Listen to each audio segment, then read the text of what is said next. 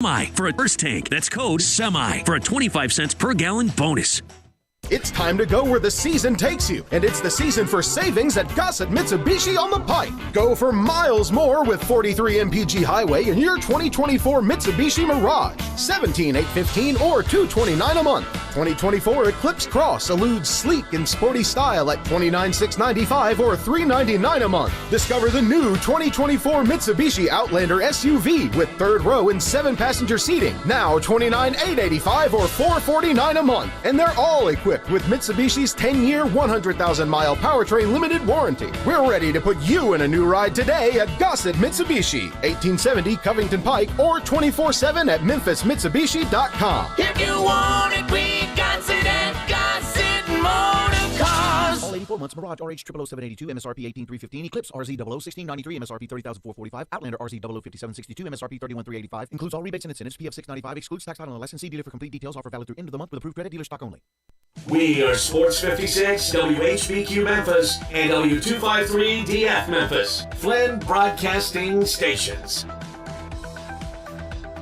And Barnes hits one high. Hits it deep. It is out of here. Morant. Oh! A jawbreaker. It's time to get up and get your day started.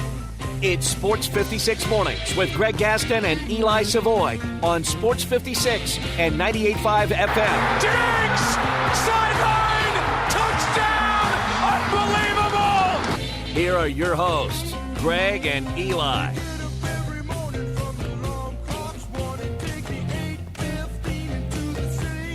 Happy Hump Day, everyone. Welcome in to Sports 56 Mornings on this Wednesday, September 27th, 2023. Greg Gaston, Eli Savoy, Zach Boyd with you from the Family Leisure Studios. Family Leisure, the world's biggest spa sale continues. 50 different models to choose from, 5 different manufacturers, 24 months, same as cash available at Family Leisure, 2120 Whitten Road, just north of I-40. As you get your Wednesday started, currently beautiful outside, 68 degrees, clear skies, looking at a high of 91 today under sunny skies. Then tonight a low of 68. The sun back out tomorrow with a high of 92. On the program today, we lose a legend from Major League Baseball. We'll talk about the final week of the regular season and some craziness last night around the big leagues.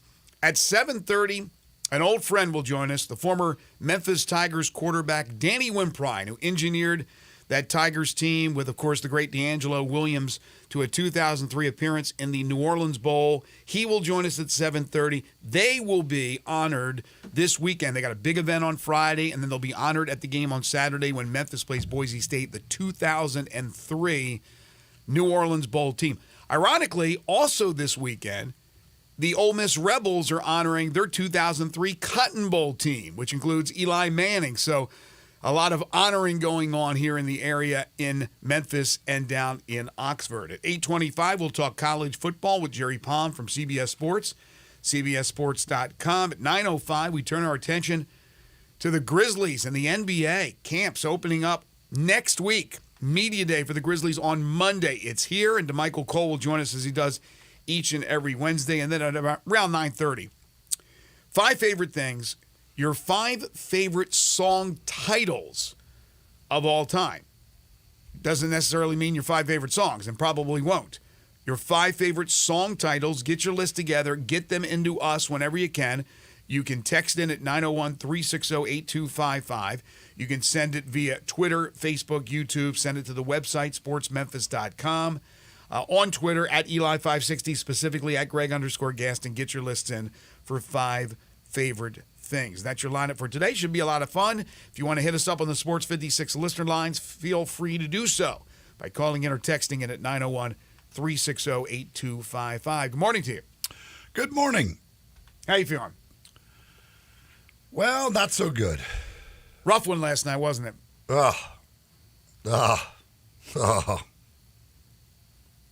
Cubs are going to Cubs sometime. Sometimes the Cubs just forget. Even when you've won the World Series and put the whole curse behind you, sometimes there are those games where the old Cub ways just come out and they just can't. You can't get over them. Even a World Series title does not put all of those years of agony and everything else and behind you completely. No, each year is a different team. They will still rear their ugly head once in a while. And last night just so happened to be one of those nights where the Cubs remembered they were the Cubs. And boy, oh boy. Can't blame that one on Bart, man. Did they cub in a fine way last night? It was, When you're saying blowing a 6-0 lead and losing, is that cubbing? It's not even blowing a 6-run lead and losing. It's literally just whiffing on a fly ball. A major league outfielder who just completely misses a fly ball to lose the game. It's, that whole inning, you walk the leadoff man, throw 2 wild pitches, then walk a guy, let a guy steal second, then whiff on a fly ball. That's how they get the 2 winning runs to overcome the 6-0 lead. It just, oh gosh, just an absolute. Here's the good news, though. Killer. As of now, if the playoffs were to start today, they're in, barely, by the hair of their chinny chin chin. Not that many games to go. What, 5 for the Cubs? They have 5, yes. They have 5 left. They are. Marlins have 6, correct? Yes, because they were rained out last night. The Cubs aren't getting in. You don't think they're getting in? No. You're waving the white flag. No, they are not getting in. Unless maybe the Brewers. I don't know what the Brewers are going to do this weekend. As far as pitching is concerned, I guess they probably won't pitch anybody because they've got to go right into a wild card series. So they and maybe the Cubs can find a way, but I after Get that, over it. There's still time. Who do the Cubs have left? I just told you they got the Brewers. That's it? All their games against the Brewers? Okay. Well, they got the Braves. They just played the Braves last night. Right. That's so what I figured. Finish Okay. this series. That's right. It's not final a week. one-game series. Okay, and the Marlins, Mets, and who? Marlins have the Mets, and then they've got the easiest schedule. Okay. Marlins have Pirates. Okay. Doesn't mean just because it looks like it's easy that it will be easy. Like I said, if the playoffs were to start today, the Cubs are in. Guess who they would play? You know this. They'd play the Brewers. Yes. That's I have no idea how the Brewers will handle the weekend as far as that is concerned, what they're doing, what their plan will be. Right. For this weekend against the Cubs. They officially clinched last night because of that loss. Milwaukee had lost the game, but because of the Cubs' loss, the Brewers are in. Zach, who's your team in baseball? Do you have a team? I just keep up with the Yankees and the Cardinals. Yankees and the Cardinals. Oh, by the way, how about this fun fact? For the first time in 30 years, the Major League Baseball postseason will not include the Yankees, Red Sox, or Cardinals. First time in 30 years. So for all those years, 3 decades, at least one of those teams, and most of the time more than one of those teams, were in the postseason. Let me tell you, I'm so disappointed not to see those 3. Hey, the Cardinals did make the decision, or maybe Adam Wainwright did, that he will not pitch again. As I suggested after that gem that he pitched to get to 200, why go out there and have the possibility of getting rocked when all you're going to do is possibly win 201? You're at 200. It's a nice even number, although he says he'd like to bat one more time. Give him a shot at the plate. Why not? Hell, start him in the outfield. Who cares? Or DH him. Who cares? They have nothing to lose. They have nothing to lose. Although they play, who do they play? Oh, they play the Reds, who are still alive. They had a wild one last night with the Pirates. They are hanging on. Mm-hmm. They've got St. Louis coming up this weekend as their final series of the season. So the Cardinals could have an effect on the playoffs if the Reds are still in it. But it's a big challenge for them. They've got to leap over a couple of teams yet. Did you see what happened last night in Seattle? Between Seattle and Houston? I did not see any of the game. I did not.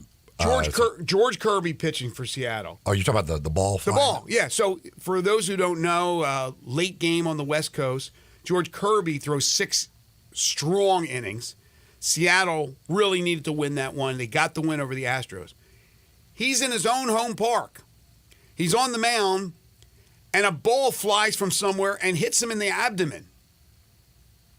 So they realized it wasn't an exchange and the umpire threw it out instead of the catcher, one of those deals. It came from the stands. And it came from, they were able to point out who the fan was, eject the fan, probably will be banned for at least a year, who knows, maybe lifetime ban. It's a Seattle fan. He's wearing a Seattle jersey. What is he doing? He throws the ball, hits him in the stand. Kirby was fine. So it's not like he's To be fair, Kirby was asking for a new ball. He was asking for a new ball. The fan just thought he was the umpire for a moment. Lucky he hit him in the stomach and not the family jewels. But the point is, what is going on now? There's these concerts where the in thing to do, which is also the stupid thing to do, is to chuck something at the artist up there on the stage. Where artists now come out and say, don't you dare throw anything. Like they have to actually say something before they even start the concert. Some do. Some haven't done that. But others they've been binged with something. They've been hit.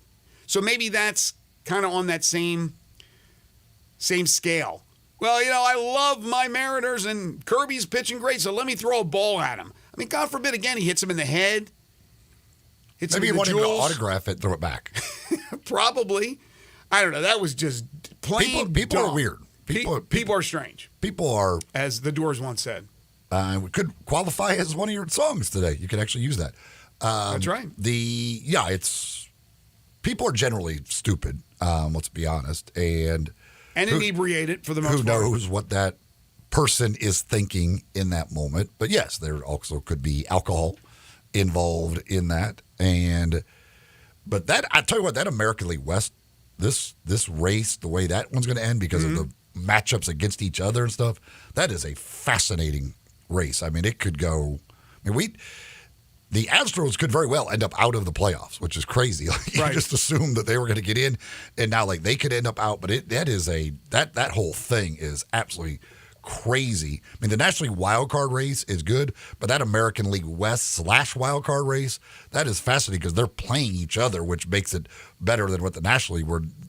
It's all playing somebody else to affect it. Yeah, Texas had a bad loss last night. They lost to the Angels, snapped their 6-game winning streak. But yeah, right in the middle of everything, Texas is still leading Houston. This is off the top of my head, 2.5, I believe.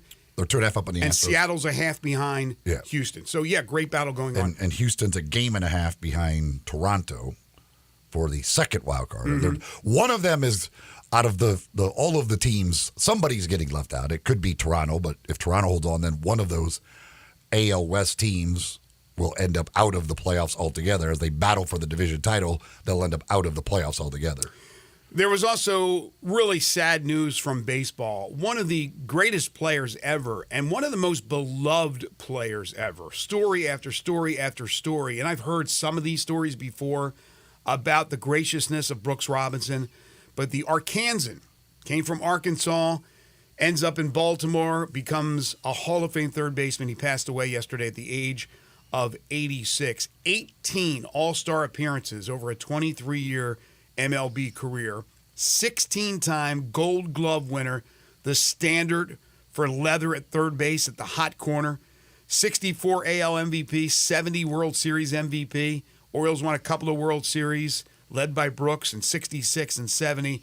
Those Orioles teams were loaded with greats like Frank Robinson and Boog Powell and, of course, Jim Palmer on the hill.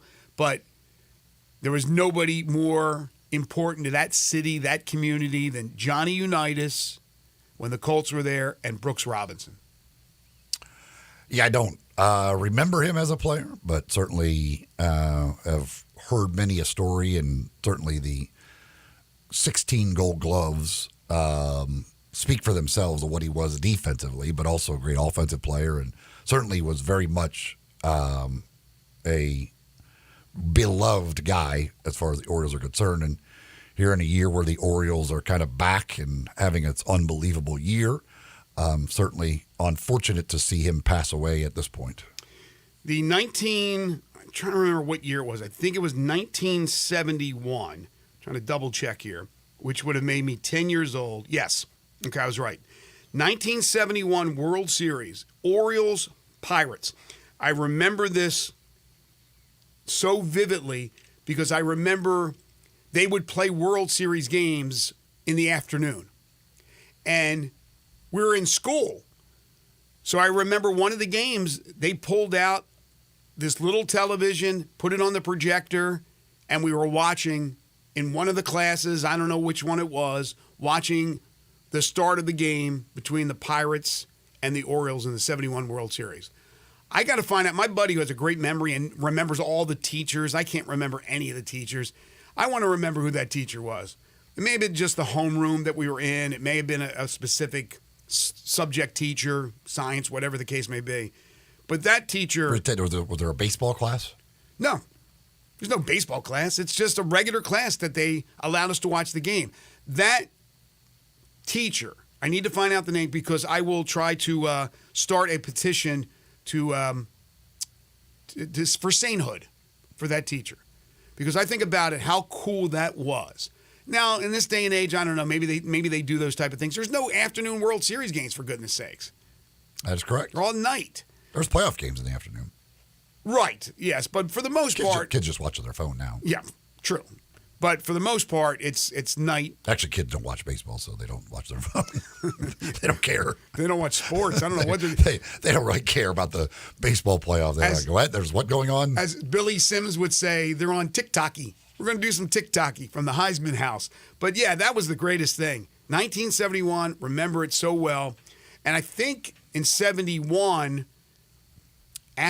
was 71 or 72 after the year was done when he went on a mission for aid to Puerto Rico, Roberto Clemente was killed because he was on that Pirates team in 71. Boy, that was a great World Series. But yesterday I saw a video of Jim Palmer from yesterday, the Orioles game. He's part of the broadcast team, has been for years and years and years, just breaking down, just sobbing, breaking down because he was so beloved. Just, for those who don't know Brooks Robinson, and even for those who do, if you don't know all the stories, just read some of what people are saying. Nolan Arenado talked about how his father worshipped Brooks Robinson. And then when he would start to have catches as a kid, emulate who Brooks Robinson was, even though there's the huge age barrier. And he sent his condolences. Nolan, obviously one of the great defensive third basemen and great all-around third basemen in the game today. And that's exactly what Brooks was. So that was sad. By the way, just quickly going back to the Cubs game last night, for all the Braves fans out there, first, you don't need the game. Like, you're going to have the best record, you're going to have home field advantage, all that stuff. And you certainly don't have to rub it in. The Cubs missed a fly ball to lose the game. You don't have to then, rub it in. Just accept your lucky win. Move along. Don't rub it in. You don't even need the win. You literally don't need the win. You hit your 2 home runs. You're at 301. You're going to end up with that record. Don't worry about that. That's going to happen. Just get your home runs. Move along. But there's a lot of these Braves fans out there just got to just keep needling. And it's just it's annoying. They're high on the hog. There's no question about it. There's a lot of them. Their team is awesome. I mean, your team is absolutely awesome. It's crazy. But you know what? You got to finish the deal. If you're the Braves, you have to win the World Series. Nothing else is acceptable. And if it is, you're a wimp out there. Your team, it's World Series title or bust. If you have a year like this with the Braves, you have to finish it off with the World Series title. If not, it's a disappointment. I don't care how many home runs you hit. Braves have had a couple of amazing runs. They had the run with Maddox and Glavine and Smoltz. They won 1 World Series under Bobby Cox. They won another one now. They need to win multiple World Series with this group. But guess what? You know who's lurking? You know who's waiting in the wings? I don't care that they finished second in the regular season. The Philadelphia Phillies walk-off last night, a walk-off win to clinch a playoff berth. We remember what happened last year. Yes, the Phillies came up short, but they weren't expected to be there. But the Braves weren't there. The Phillies were. So look out, all you Braves fans out there, all you bandwagon jumpers. You guys have to win. If you don't, it's a big disappointment. I would disagree on that, but The Dodgers are awesome too. The Dodgers are awesome. Then you could say the Dodgers, it's a disappointment. Like it's bottom line, nope, they both can't win. One of them's not even make the World Series. Well, it could be where both are having disappointing years if neither one wins. Certainly, it could be multiple teams that do that. But the Dodgers, who have been on fire the last, what would you say, 7 weeks of the season, just took over, ran away with the NL West as we expected them to. Of course, San Diego helped with the cause by being as mediocre as they could be.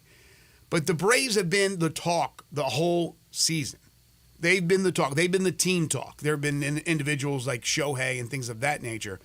But every single player on that team, my gosh, all-star after all-star, the power hitting of this team, the pitching of this team, they have to finish the deal. And again, some people the top of that are like you, but I think if you don't finish the deal, that is a disappointment. It's not a disappointment if the Phillies don't win it.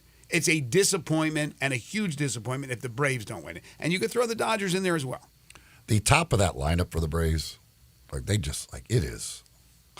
It's insane. It's like the way they come at you, man. It's like you're like, all right, got by that one. Wait, oh no, that's right. This next guy, he's got 40 home runs. Like it's. Man, I would hate. It's a modern murderer's I would hate to have to try and pitch against that lineup because and then last night, of course, the number 9 hitter hits their first home run to start the comeback. So it's like, but they're man, oh man, when you're going with Acuna and Albies and Riley and Olsen, you're just like, what the hell? When does it end? When do we get the break in this lineup? It is crazy how good they are, one after another. Did they get Matt Olson from Oakland for a pack of smokes? What did they even trade? Oakland just, what? Matt Olson. I think they gave a pretty good package of prospects. Did they? I don't know where those prospects are because Oakland's terrible, soon to be Las Vegas. But yeah, the Braves, and they have all those friendly contracts, those team-friendly contracts. Yeah, the Braves they're a fun team to watch. There's no question about it. But let's see. Let's see what happens. Let's see what happens. And at least Seiya Suzuki, after missing the fly ball, redeemed himself by striking out in the 9th on a pitch like 6 feet outside. So that was quite an inning last night for Seiya. It was, sheesh. Did he tip his cap? He should have tipped it to the Braves fans. They should have given him a standing ovation for what he did. Now, he did have a couple of hits earlier and drove in a couple of runs, but boy, the last inning, the bottom of the 8th and the top of the 9th, not Seiya's finest day. Hey, Mama said there'd be days like this. Later on in the show, we got plenty of college football news, including some interesting thoughts from Mike Oresco, the American Conference Commissioner, on what changes could happen to the 12-team playoff format for next season and what he would like to see. There could be a vote today to change the 6-6 model, but we'll tell you what Mike Oresco had to say. Also, Lou Holtz is doubling down, Eli. Holtz wants to go into the octagon with Ryan Day. Holtz wants to fight. Good for him. He could take on, why don't he first, he gets a tune-up, maybe he fights Logan Paul. Zach, is that the Paul that's fighting right now? Like, I know both have fought, but one is the big name, the bigger name. Is it Logan? Jake is the other one, right? No, it's Jake. Jake, okay. So Holtz fights Jake Paul, tune-up for the big fight against Ryan Day.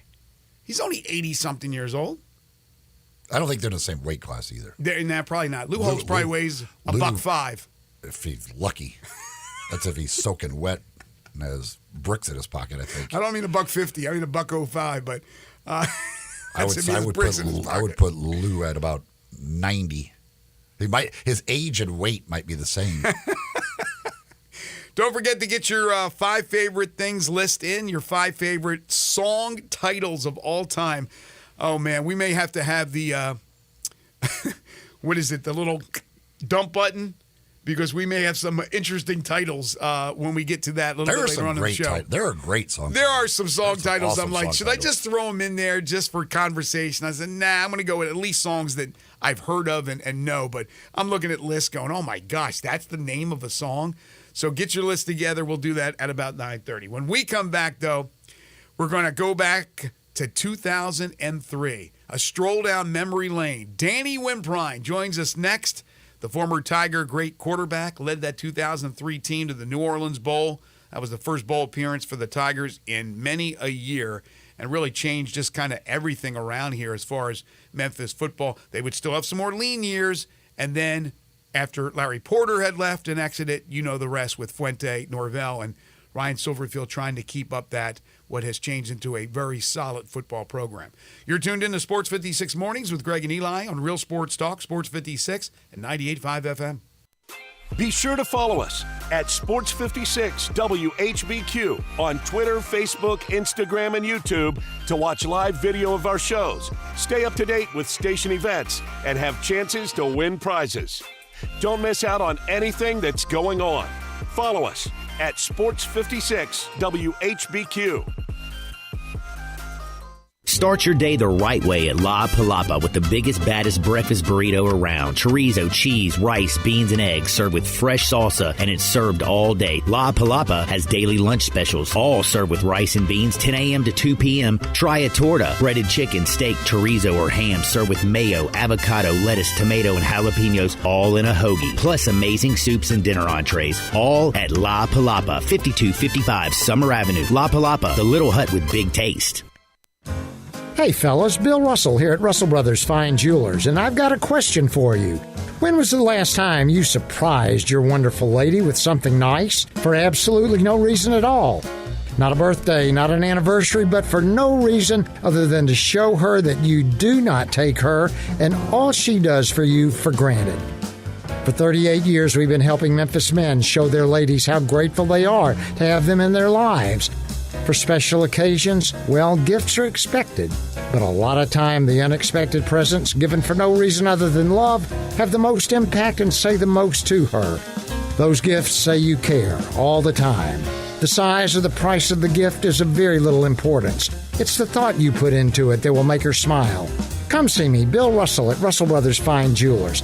Let us help you find just the right thing, large or small, that will let her know how you feel. Russell Brothers, 4646 Poplar at Perkins. Did you know gas goes bad in as little as 30 days? Bad gas can cause rough starts, poor performance, or no starts at all. Stable, America's #1 fuel stabilizer, ensures quick and easy starts after storage. Stable's proprietary formula keeps fuel fresh for 2 years, outperforming competitors. Whether it's your car, truck, boat, lawnmower, leaf blower, weed trimmer, ATV, motorcycle, or anything else with an engine, when you store, start with Stable. You or someone you know or care about has dealt with a difficult divorce. When facing divorce, you need the attorneys at Rice Law. Nick and Larry Rice lead the firm with 3 generations and 7 decades of experience. Located in Memphis, serving the entire state of Tennessee and North Mississippi. Rice Law is who you need to call. Simple or difficult divorce, they know how to handle it. Call Rice Law at 901-526-6701, or for more information, visit them at aboutdivorce.com. That's aboutdivorce.com. Looking for your next car? Give Car Corner a try. Car Corner, located at 2653 Mount Moriah. They specialize in cars under $15,000. Bad credit? No problem at Car Corner. CarCornerMemphis.com. That's CarCornerMemphis.com. They even have cash cars under $7,000. That's Car Corner at 2653 Mount Moriah. CarCornerMemphis.com. Look for the building with the teal green roof.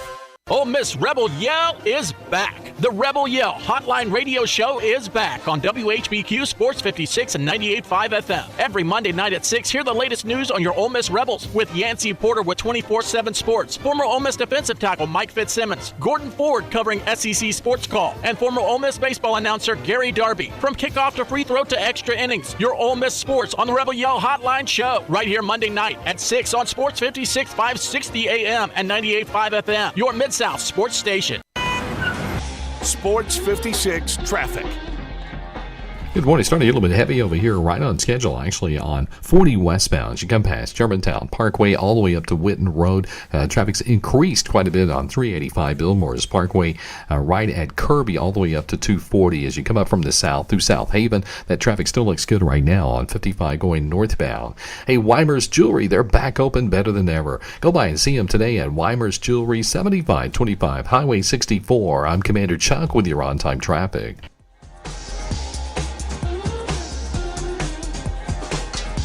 Now back to Sports 56 Mornings.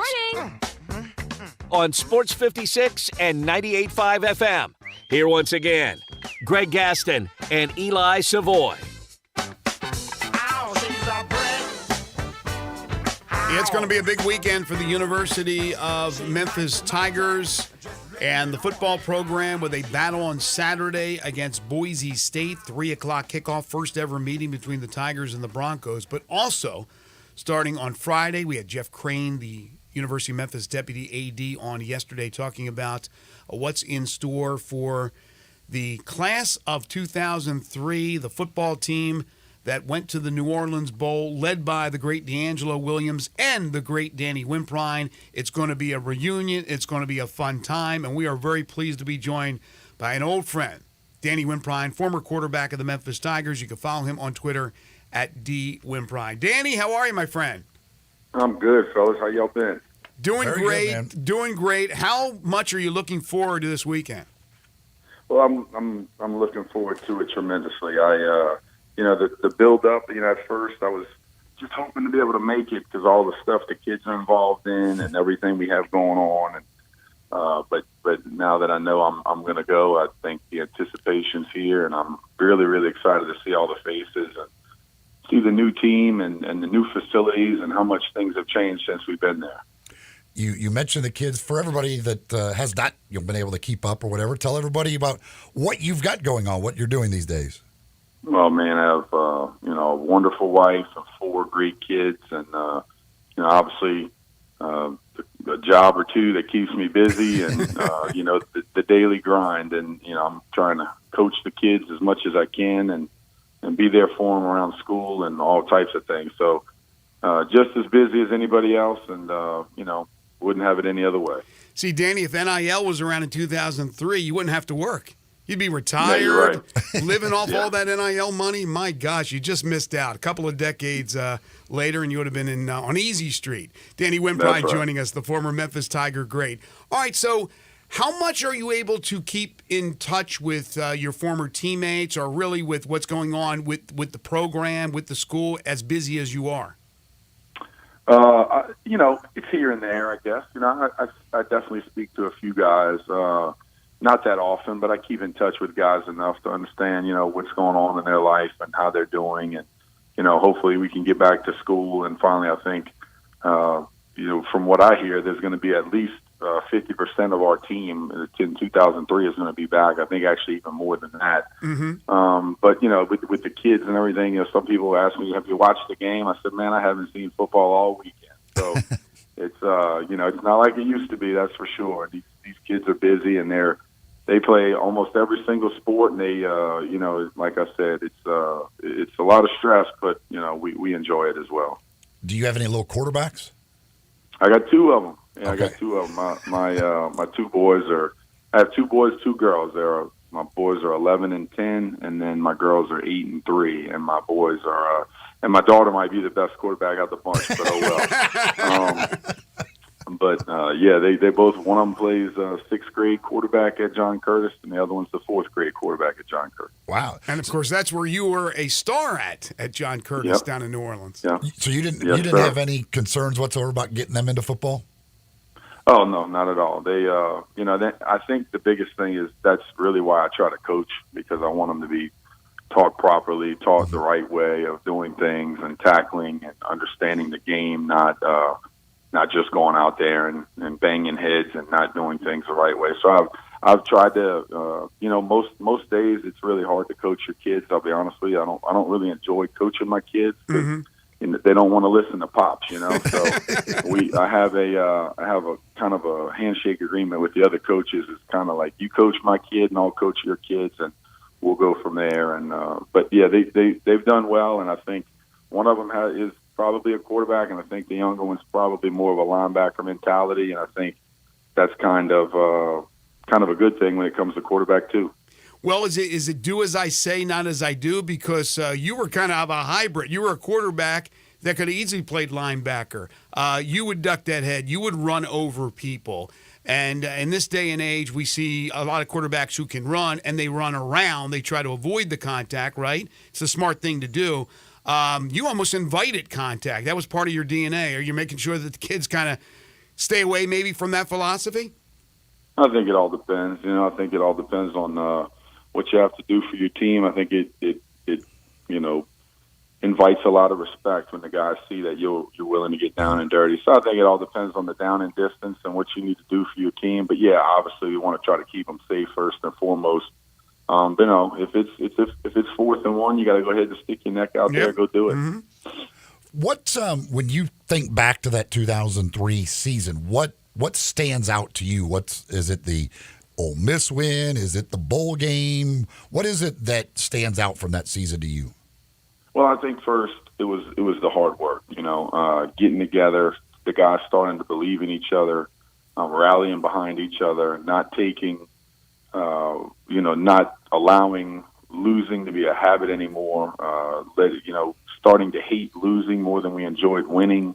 I think that's a culture change, and I think that finally happened. But, yeah, definitely walking into the Liberty Bowl, beating Ole Miss, I think was a kind of a culture shock to some of the fans that we were able to do that, beat Eli Manning. I think they went on to have a heck of a year after that loss to us. And, I think that kind of carried through the rest of the season. And obviously going to the first bowl game in over 30 years and winning it was an unbelievable feeling. So there was a lot of great memories. And, and then going to East Carolina and becoming bowl eligible was an awesome feeling, too, just kind of knowing that we finally made it. Because if you guys remember 2 years prior, we had missed out against Cincinnati on a 4th and 27.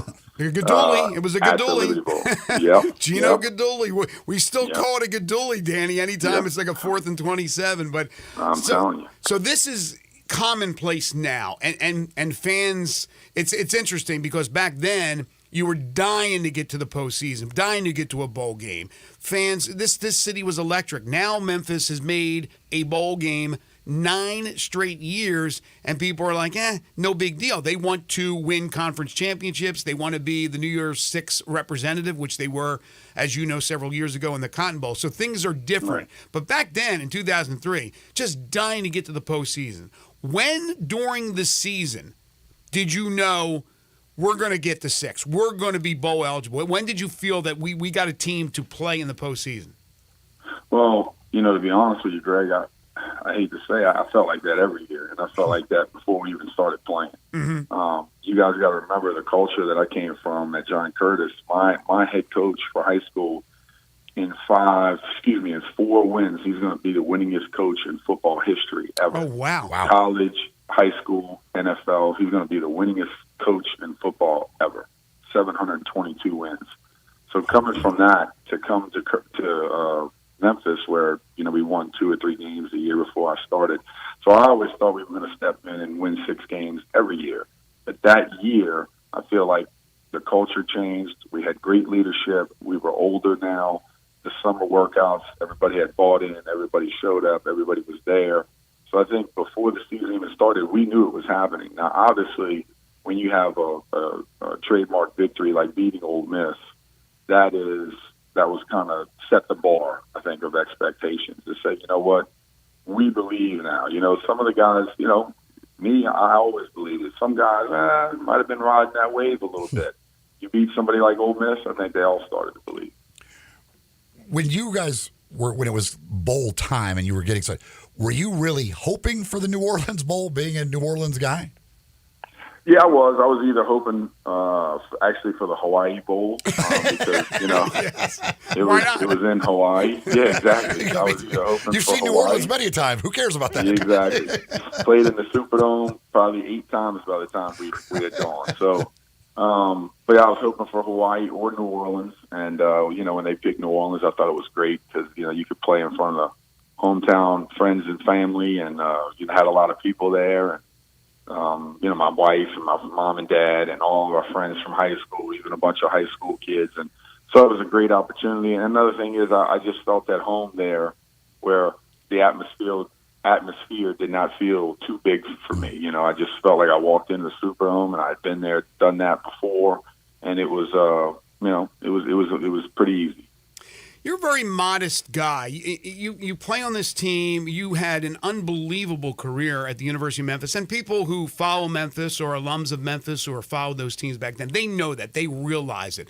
But for people who really don't know the history, they look at it and they say, well, there was D'Angelo Williams. And there was. And D'Angelo's a great friend of ours, a great friend of the show, and he was unbelievable, right? He's going to go into the College Football Hall of Fame. But I think sometimes maybe you're a little bit overshadowed with what you brought to the table. But it never seemed to, bother you, like water off your back. No, I mean, I guess that just comes with confidence and knowing who you are. I think, the toughness that I brought to the team, the leadership that I brought to the team, I was a different animal than D'Angelo. D'Angelo had a lot of God-given ability. All that I had to work for. I'm a 6-foot, stocky quarterback. And I ran pretty well, but not great. I could throw the hell out of the ball, but I didn't always do the right thing. But I think that the guys respected who I was, and they always saw the hard work that I put in. So D'Angelo was kind of more of a guy that we recruited for the first time. We got that type of athlete that didn't come to Memphis, that he went to Ole Miss or LSU or somewhere else. And finally we were able to get D'Angelo, and it was kind of the turning point of, we can recruit these guys as well. And then because we got him, now we can get more. You've seen the running backs and the receivers that now we are putting in the NFL and all these guys that those type of players we're getting. Well, I think it all kind of started with him. Knowing, how good he was, obviously, how many times were there where you maybe come to the line and look at the defense and go, oh yeah, this is going to be a touchdown. This is perfect. The play call with him, this is going to be a touchdown.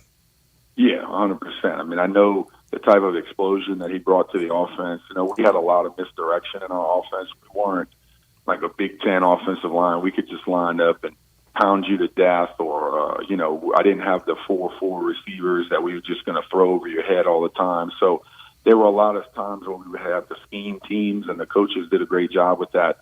But yeah, understandingly so, who he was and the type of play that we had called, I knew that we were going to walk up and a lot of times be successful. And that was game planning, understanding what the defense was trying to do to a certain set, formation or motion, and going in saying, like you said, I can almost walk to the line of scrimmage and grin because I knew it was about to happen. Danny Wimprine joining us, former Memphis Tigers quarterback. He'll be part of the 2003 New Orleans Bowl team that'll be honored this weekend as the Tigers get set to take on Boise State. You can follow Danny on Twitter at @DWimprine. The teammates of yours, who are the guys that were really, really close with and maybe you haven't had a chance to keep up with, and hopefully they'll be able to be there this weekend and you'll rekindle that old relationship? But who were your close friends when you played?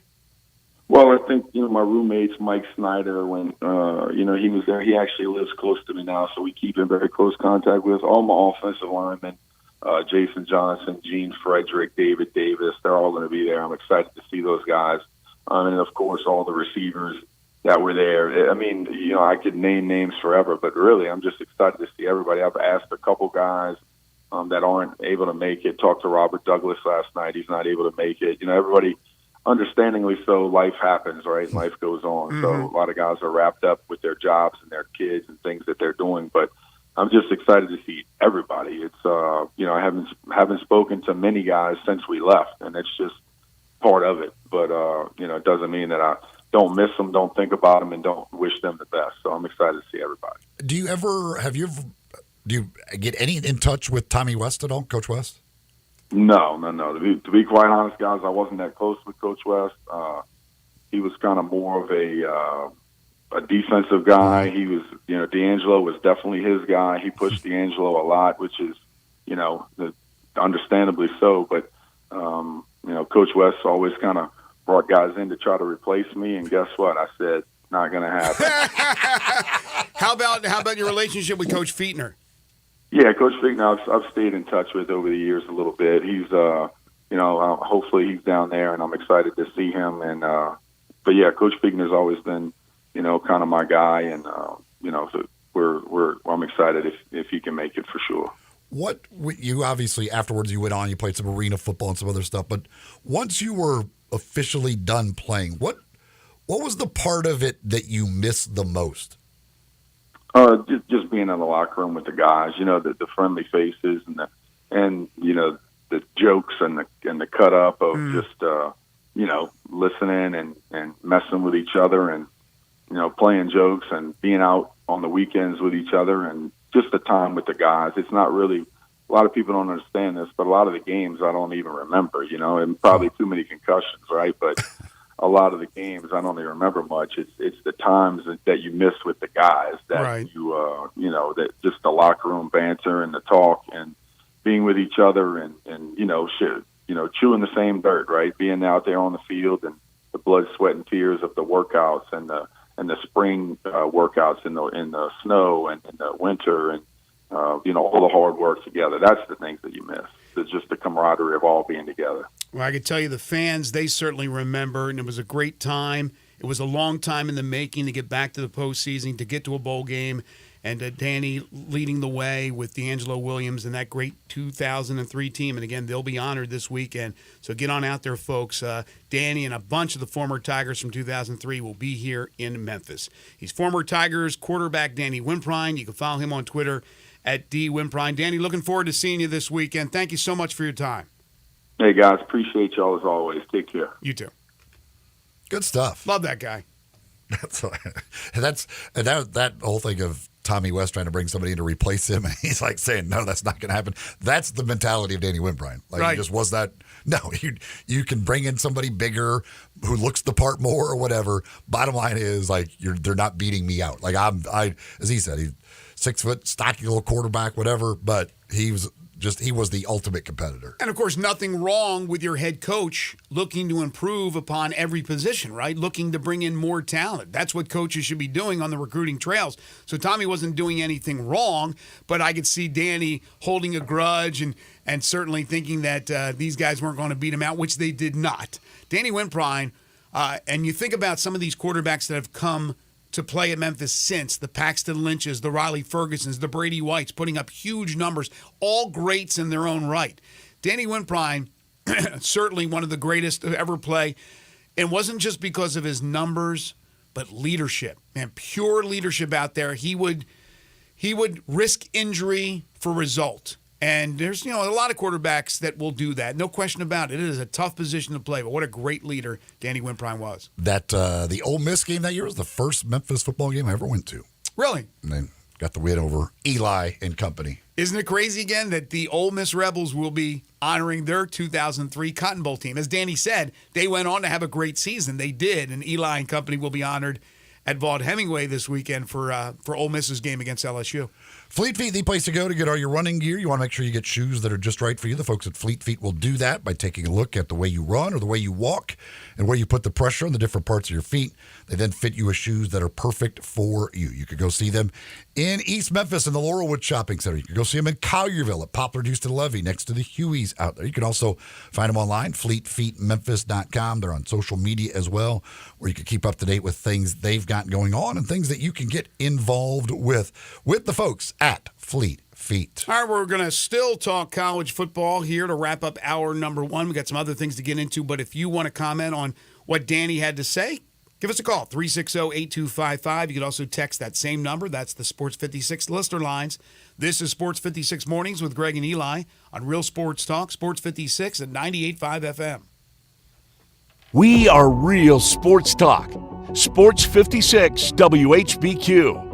Available on your radio dial at 560 AM and 98.5 FM, as well as around the world online at sports56whbq.com. Take us with you everywhere by downloading the Sports 56 app. And at home, just say, Alexa, play Sports 56.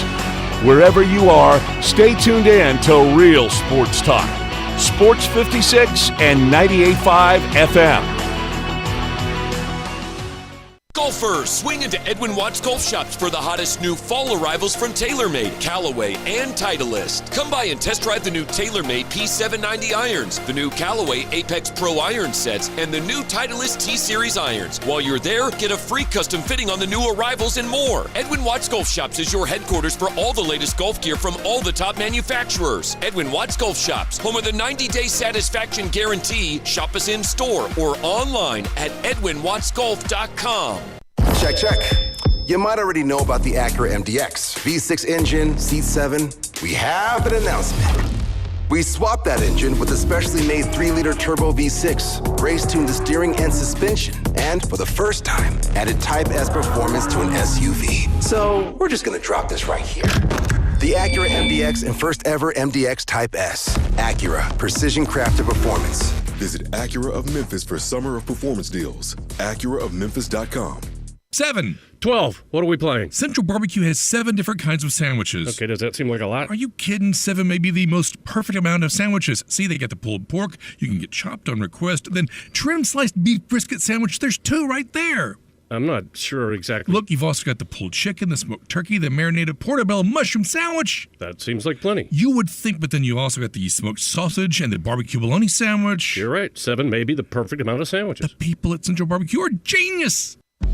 Purple Wave Auction understands that it takes the right equipment to maximize profits in the field. That equipment is up for auction every week at purplewave.com. Bid on hundreds of items from John Deere, Kubota, Case IH, and more. Our marketplace transparency makes bidding on those tractors, balers, and sprayers safe and easy. Equipment sells to the highest bidder regardless of price. Get started now at purplewave.com. Purple Wave Auction. Straight, simple, sold.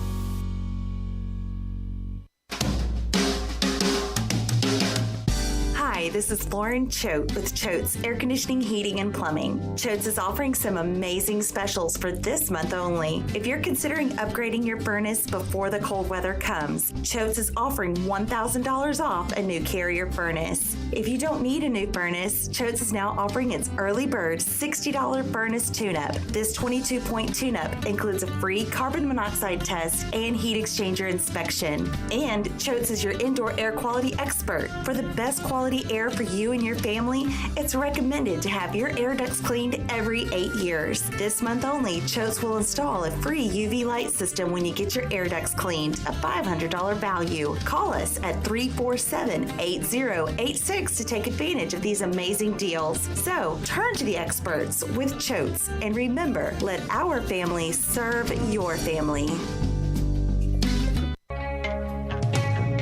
Now, back to Sports 56 Mornings. Good morning! On Sports 56 and 98.5 FM. Here once again, Greg Gaston and Eli Savoy. Lincoln Riley's taking no chances. He's praising Colorado and Shedeur Sanders. You got to think about it now. 2 weeks ago, Jay Norvell, he did what he did about the whole sunglasses deal, and it backfired, and they lose the game, although they played a really good game against Colorado. Then last week, it was Dan Lanning going off. And again, I had no problems with what he said, but he went off, and they won the game. So all that jazz about talking bad about a team or talking poorly about a team, that means you lose, not necessarily the case. But Lincoln's taking no chances. USC and Colorado in Colorado. Unfortunately, his other son is probably not going to be able to play. And Hunter, as much as he wants to play, Coach Prime said, no, son, not now. I mean, you need to, he had a lacerated kidney? Is that what it was? I don't remember. I don't even know for sure what. But I mean, Deion's doing Coach Prime is doing all the right things, saying all the right things. Yes, he'd rather have those guys in there, but he knows what it means for a guy as special as Hunter to not go out there and chance anything. That game is not important as opposed to his career, his life. So and he also knows they'll probably lose anyway. No, but I don't think that's the reason. I think he truly cares about those players. But again, is it Shiloh? Who's yeah. Shiloh's out as well. He got beat up pretty bad in that game against Oregon. So they're going to be shorthanded. They're at home. I think they'll play better. They have to play better. They played so poorly against Oregon. They're not going to win. USC's a really good team. I would be surprised if it's an absolute blowout like it was last week. But, a game that bad. I still think they'll probably lose by 3 touchdowns. But will it be more like, 45-21? We'll see. I think they will get killed. You do? Yeah. Okay. Well, they may very well. Ross Dellinger reported last night that he talked to Mike Oresco. Mike Oresco in Chicago, as today could be a vote among the commissioners around college football to alter what will be the format for the college football playoff expansion next year as it goes to 12 teams. Originally a 6-6 model, the top 6 conference champions getting in, plus 6 wild cards or at-larges. But now the model will probably change to 5-7 with the Pac-12 imploding. But Mike Oresco comes out and tells reporters last night he's all for the 5-7. I don't know why he wouldn't be for the 6-6. You're in the American Conference. There's no guarantees that you're that one team from the group of 5. You would now have 2 that would get in. Why would you not want that? Because that's not going to happen. You don't want to be on the losing side. Does it have to be a unanimous vote? And he just doesn't want to be the guy. By the way, does want the 6-6 for 2 years. He thinks you should say it's 6-6 for 2 years, and then, but okay, 2 years. Everybody knows where it's headed. Yeah, but still, that doesn't mean. I mean, if everybody conformed, we'd have issues in this world, and we do have issues. But you know what I'm saying? That Mike Oresco has no power in that room. I know, but you still, if you believe in something, you need to speak up. He looks. And I know he's not stupid. He's a very intelligent guy. We like having him on the show. But this is stupid to come out and say, yeah, I'm all for the 5-7. No, say you're for the 6-6. It's going to change. But wouldn't you rather have 2 opportunities being a group of 5 commissioner rather than just really 1? Because in all likelihood, the SEC, the Big Ten, the ACC, and the Big 12 champions are going to be in that top 5 range. They're going to be probably the top 4 because of the schedule they play. So why not have 2 opportunities?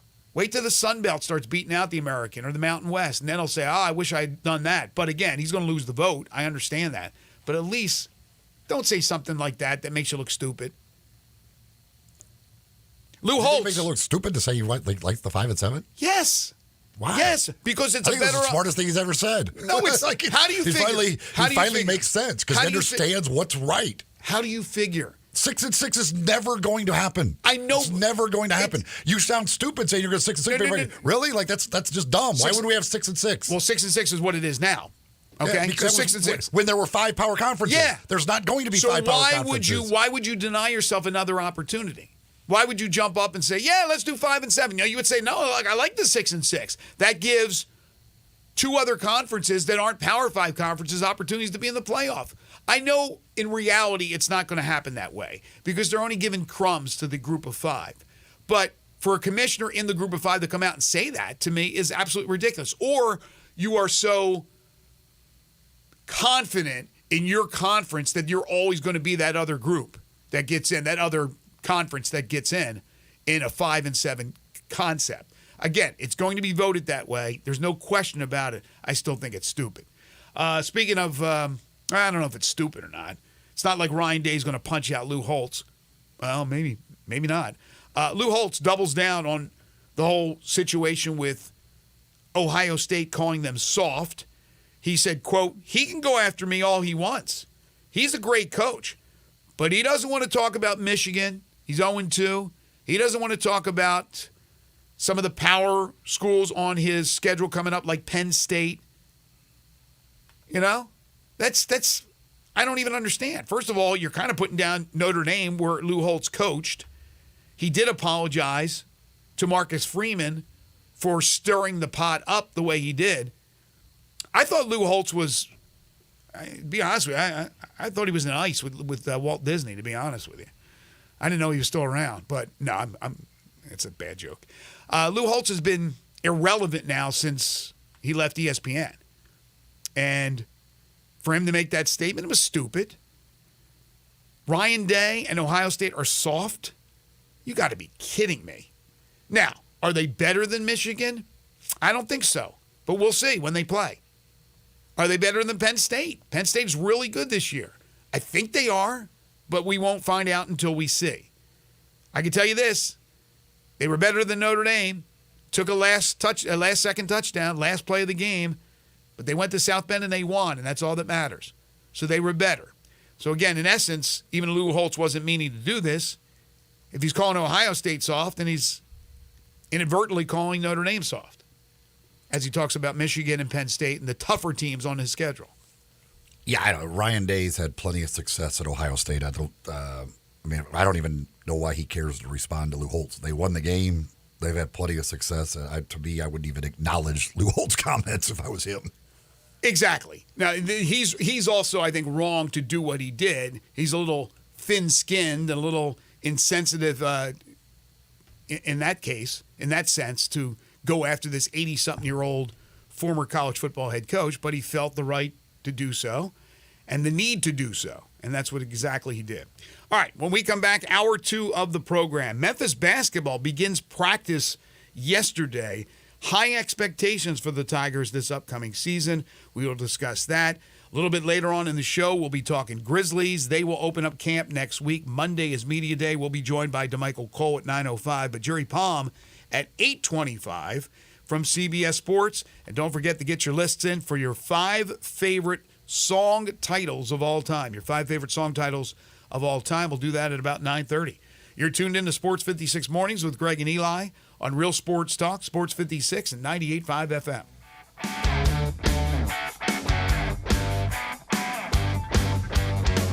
Howdy, partner. Grab the family, hop in the old wagon, and get on up here to Sunrise at Wolf Chase for this Western Trading Day sale. Biggest sale of the year. Got a hankering for a new buggy? Well, hold your horses and listen up. Interest rates as low as 0.9%. Discounts up to $8,000. Bankruptcy, slow pay, repo. It's okay at Sunrise. $12 million used car inventory and new Buicks and GMCs arriving daily. Goodness gracious, now is the time to treat yourself. And check out the Sunrise Truck Corral. All trucks, all sizes. Call, click, or come on down to Sunrise Wolf Chase and Bartlett. Ask for Woody. SunriseMemphis.com. Y'all, we make it fun to buy a car.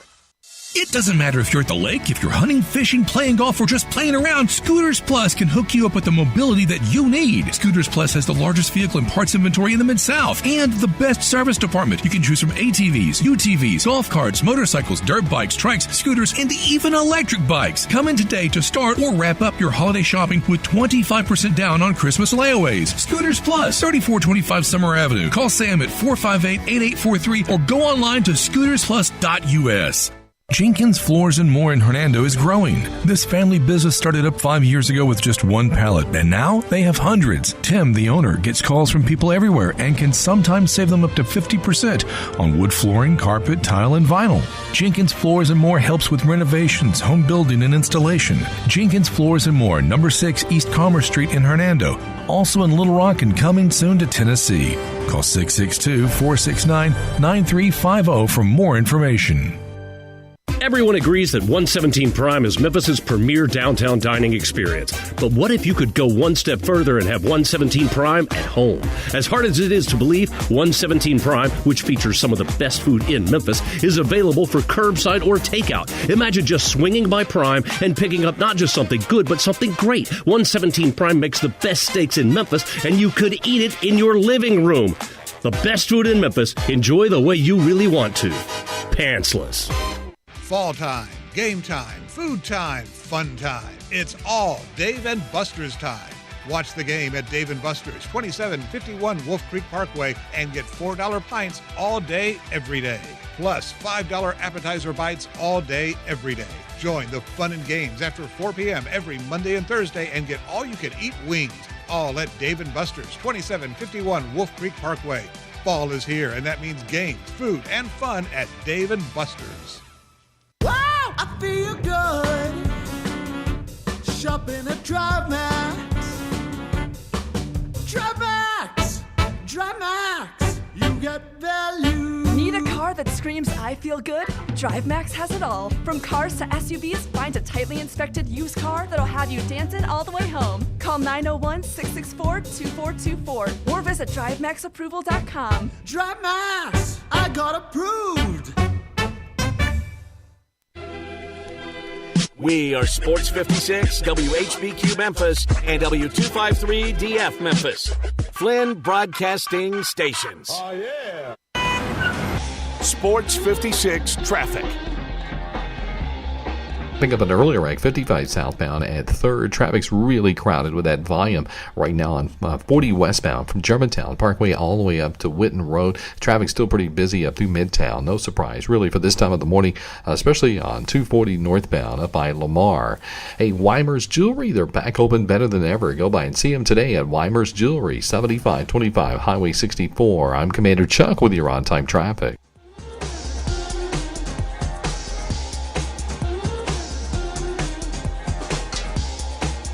Now back to Sports 56 Mornings on Sports 56 and 98.5 FM. This hour is brought to you by James Gaddis Jewelers. Genuine diamonds, baby. Here once again, Greg Gaston and Eli Savoy.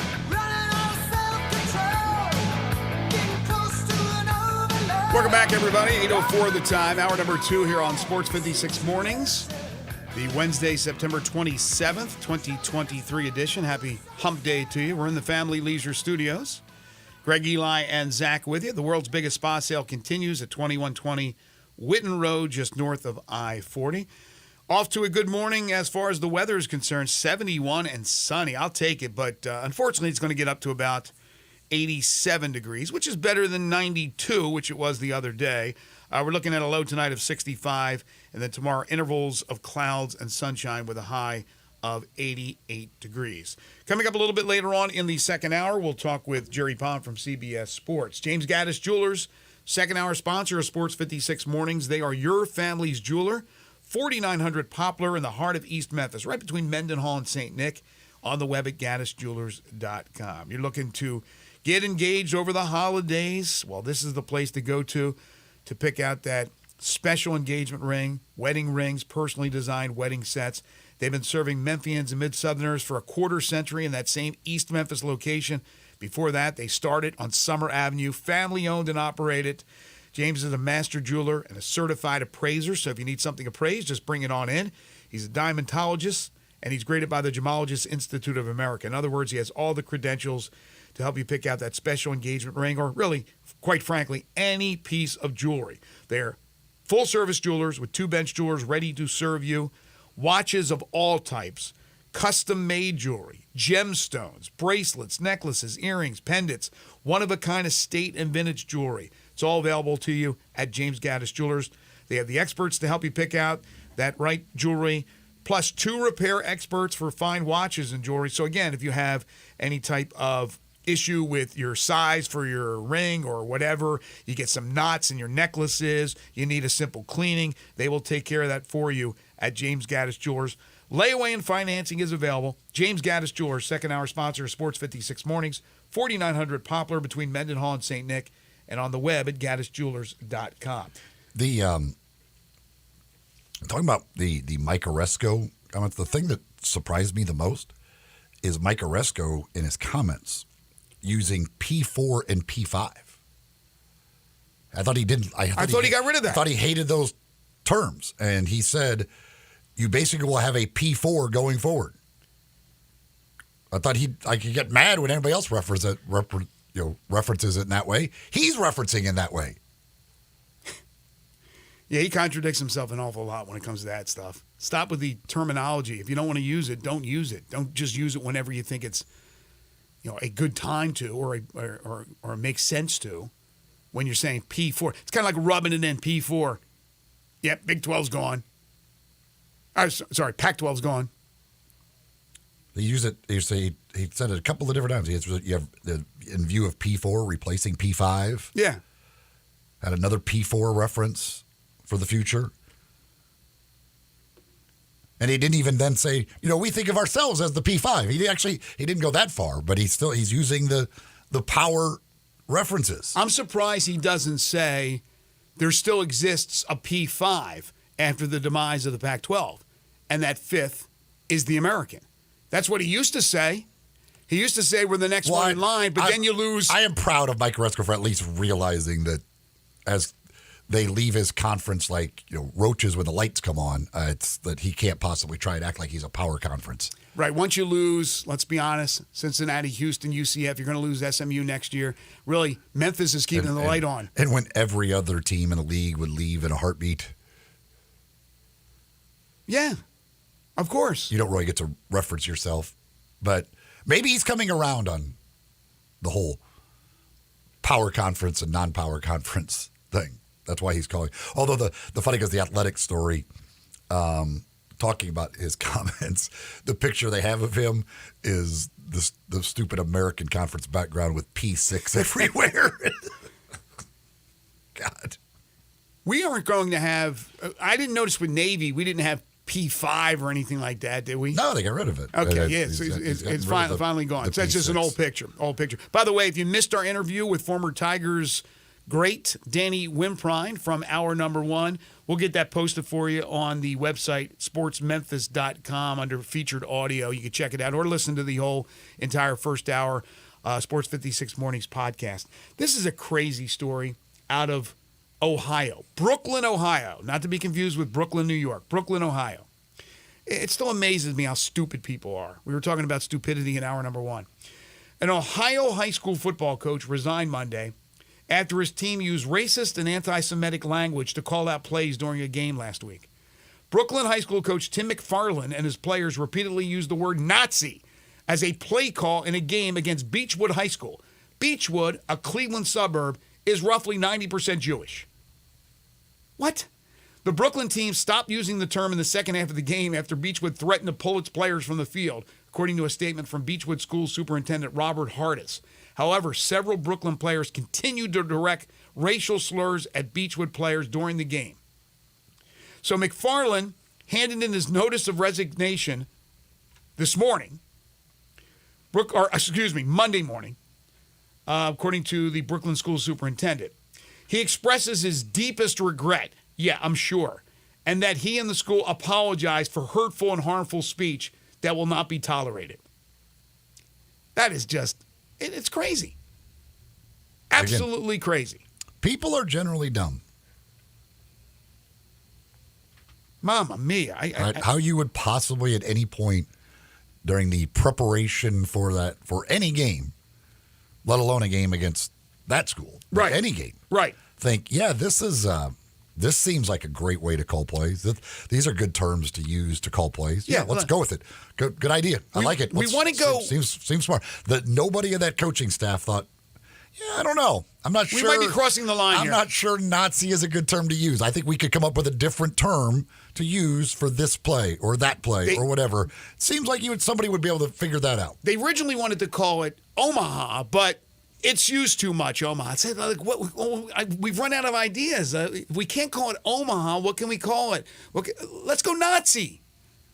I mean, geez, Louise. Unreal.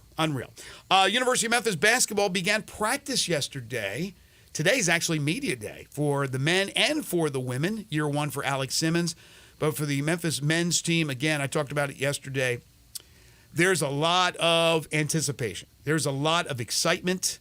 I think all the players, and I'll find out today when I head on over there, are accounted for that we know of, including David Jones, the transfer from St. John's.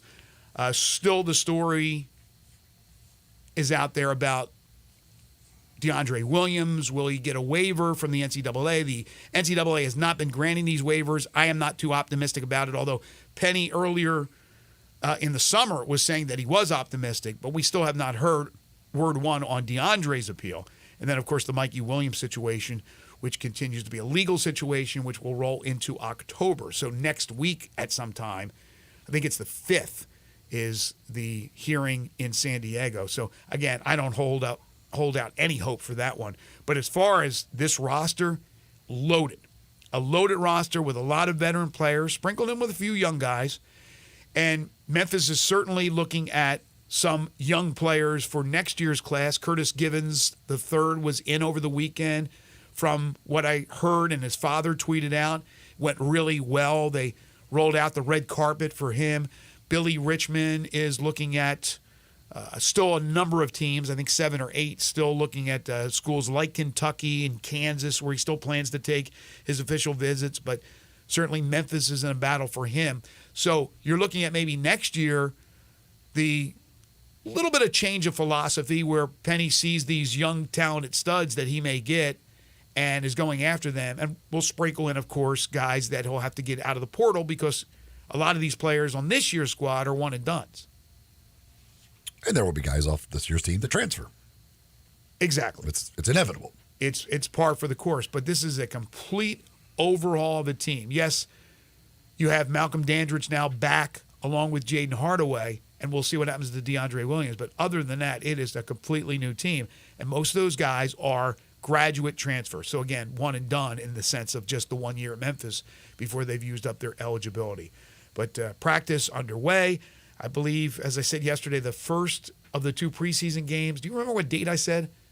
October 30th, 29th, somewhere in that neighborhood? 29th. Okay. So, yeah. So you got a ways to go, about a month to go. We're talking, of course, with Danny Wimprine back in hour number 1 and the 2003 team that will be honored this week. Wayne texts in, says 2003 was a great year for Memphis football. 2004 was even better when Memphis started the year with another win over Ole Miss and another bowl win. Yeah, those were some glory years, those back-to-back years. Obviously, D'Angelo doing his thing, but the back-to-back wins over Ole Miss, including a win down in Oxford that second year, the bowl wins, everything else. Those were fun times. Nowadays, though, like you go to the New Orleans Bowl, and where did they go the second year? What was the second bowl game? They went to Mobile. Was it Mobile? Yeah, it was pouring out. Those aren't as satisfactory anymore. Bowl games, period, aren't satisfactory no more. It seems like to a lot of Tigers fans, maybe not the diehards, they appreciate what they have done. But now it's like, you're just going to a bowl game, no big deal. No, it should be cherished every single year. I know there's a trillion bowls, and I know just getting to 6 being average, record-wise, 6-6, gets you to a bowl game. I understand that. But it's still, look, it's a reward for the players. It's a reward for the coaches. It's a reward for that program to get to the, then next comes the fans as far as being rewarded by going to a bowl game. And last year, was last year the Hawaii Bowl? The weird, never played? Was it last year or 2 years ago? It was the 2021 season. So a couple years ago. Gosh, time is like all warped in my head here. That's right. Last year we were down in Dallas. Yep. That's right. We're down in Dallas. But, you go to Hawaii, you never play that bowl game. That's kind of cool. You go to Hawaii. But, I don't think people want to go to Birmingham, even though it's a nice city. I don't think they want to go to a couple of those places, but they would love something new. It's just like Boise State this weekend. I expect a huge crowd for a couple of reasons. One, Memphis didn't embarrass themselves in that game in St. Louis against Missouri. Played very well for the most part. There were things that obviously they got to be better at. Just weren't good enough on that particular day to beat Missouri. Lost by a touchdown. But you got Boise State coming in. It's new blood. They have never played Boise State. They're about to play them 4 times over the next, 7-8 years. But they've never played Boise State. So people are excited about seeing that. Plus, it's a name program. They may not be the Boise State that beat Oklahoma in the Fiesta Bowl, but they're still good. They won double-digit games last year. They're a solid program. They're expected to win the Mountain West. We'll see what happens there. So you get a combination of the team, the Memphis team, looks pretty good. All their goals are still in front of them. The weather looks to be great. It's Boise State, so it's new blood. And then the 2003 team, the New Orleans Bowl team, is being honored. If you can't get a good crowd for this one, then there's a problem. I think it will be a good crowd because it's new blood. It's just like going to a bowl game, a new bowl game, or a bowl game for the first time. For example, the Fenway Bowl has the connection to the American Conference. Even though it's the winter in Boston, which could be brutal, it's still Boston for people that have never been up there. It's still Fenway, to go to Fenway and actually be at that historic stadium, albeit for football and not baseball. But things like that, I think, fire up people when it becomes mundane about being, bowl game every year. It's just a bowl. I'm not going to go down to Mobile. I'm not going to go to Birmingham. That type of stuff. Steve texts in, says the Tigers had a tough game with Missouri, showed that the offense could put up points. Boise State isn't the SEC, and it's going to be hot and humid Saturday, something guys from Idaho may not like. I see the Tigers winning by 10 points. Yeah, definitely. If there's a game that you would maybe mind a little heat and humidity, playing a team from Idaho, certainly that's not a bad thing. Right, but what's Idaho in the summer? I would imagine it's still hot in the summer, right? Not as hot as it is here. No, well, hell's not as hot as it is in Memphis. Let me see. Saturday, he said hot and humid. 86 for a high. And again, it's 3 o'clock in the afternoon, so it's right there in the midst of the heat. Although partly sunny, intervals of clouds and sunshine. Humidity at 52%. So that's not terrible as far as weather. I don't think we're going to see a bunch of cramping and things of that nature. But, yes, hot, humid doesn't hurt the cause. Let's put it that way. Sweating that potato juice out. We were talking earlier about the Major League Baseball after the Cubs last night against the Braves. And talking about the Braves. And Richie Rich texted, says, I'm a Braves fan. If the Braves don't win, it will be a big disappointment. There you go. I mean, that's a realist right there. They know how good they are. You come up short. I'm tired of people in this day and age. It's disappointing anytime your team doesn't win. But again, so if you go a 7-game series and lose to the Dodgers, you're going to be like, oh, what a failure of a season. It's a huge disappointment. We didn't say failure. We said disappointment. Well, it's also, the Cubs are disappointing if they don't win this World Series. It's always disappointing. If the Phillies don't win the World Series, I'm not disappointed. I don't expect them to win the World Series. If the Braves don't win the World Series, as a Brave fan, I'm not a Braves fan, but Richie Rich is, you should be disappointed. This is a kick-tail team right now. You expect to win multiple World Series. You got one. I mean, it's amazing when you think about it. You got the World Series. Freddie Freeman was on that team. Freddie Freeman now in Los Angeles, and they reload it. And the team may even be better than it was when they won the World Series with Freddie Freeman, which is amazing. So, yes, if you're a Braves fan out there and you don't think if you come up short, it's a disappointing season, then I don't know what you look for in your sports teams. Chuck says, I'm a lifelong Braves fan. Last night watching with my wife's family's Cubs, they missed the catch for us to win. I didn't say a word. I just got up and walked away. See, that's why I don't need the little snarky responses. Let me vent for a while about my Cubs being dumb and dropping fly balls and things. I don't need snarky comments from Braves fans who didn't even need the win. It'd be different if the win was important to you, but you're going to have the best record. He says, I'm not even talking about the season until they win because they blow it in the playoffs. There you go. And you know what? Don't be snarky for the Cubs making the mistakes that they did last night to give you a regular season win. Don't be snarky because the baseball gods will pay you back. That was a great Braves team last year. They didn't get to the World Series. So let's see. Go. Just be as snarky as you can, Braves fans. I want you to be. The baseball gods don't forget. And then I also had Pete Pranica giving me the Go Brewers. I don't need to hear from you, Pete, and your Brewers either. Yes, but he's a Brewers fan. He's a legitimate Brewers fan. I know they're fans. I get it. I just don't need the snark. Let my Cubs do their stupid stuff. Let me vent about it. You don't have to rub it in my face. You have a World Series in this century, for goodness sakes. Just relax. Brewers, though. Yeah, so there you go. Let Pete have his Brewers moment. I mean, we clinched the playoffs for the Brewers by missing a fly ball. I don't need to hear they would have clinched anyway. I don't need to hear Go Brewers. They would have clinched anyway. Leave me alone, Pete. Hey, how'd Notre Dame do last weekend? Wow. See if you get 11 guys. See if you can get 11 guys on the field, Pete. Try that one. Leave Pete alone. He didn't leave me alone. He gave you a little text. It's a little rubbing it in. Not too much. Saying, it wasn't that bad. Hey, how about using your Notre Dame education to count to 11? Zach, do you hear what's going on? He is really calling out Pete Pranica here. Yeah, I'm like, what did That's Pete sacrilegious in this city, my friend. He's just showing his loyalty just a little bit. This the final week of baseball. He's just showing his loyalty. Yes, you know? Fine. I don't get it. But if you're gonna come at me, I'm allowed to come back. Pete's a big Notre Dame guy. Went to Notre Dame. You testy Cubs fans. Use that education. Here's the thing, though. There are a lot of people in the Chicago area who are Cubs fans, Notre Dame fans, and Bears fans. That's right. You're going to find a lot of people. Rough time right now. It's a rough time for those people. There's a lot of alcohol being consumed with the Bears being a complete disaster, Notre Dame losing the way they did, and the Cubs losing the way they did last night. It's some tough times for some fans up there in Chicago. It can be worse. Our next guest, when we come back, is Jerry Palm, a fan of the Cubs, a fan of the Bears, and a fan of his alma mater, Purdue, which is really a bad team. Notre Dame's not a bad team. They just had a rough loss.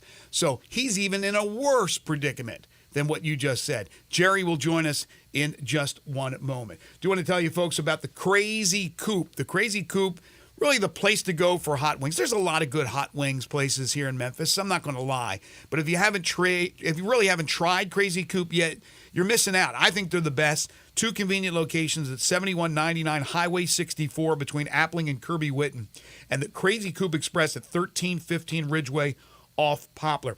They will cater. Any event you got coming up, they will cater. Also, just pick up these crazy packs.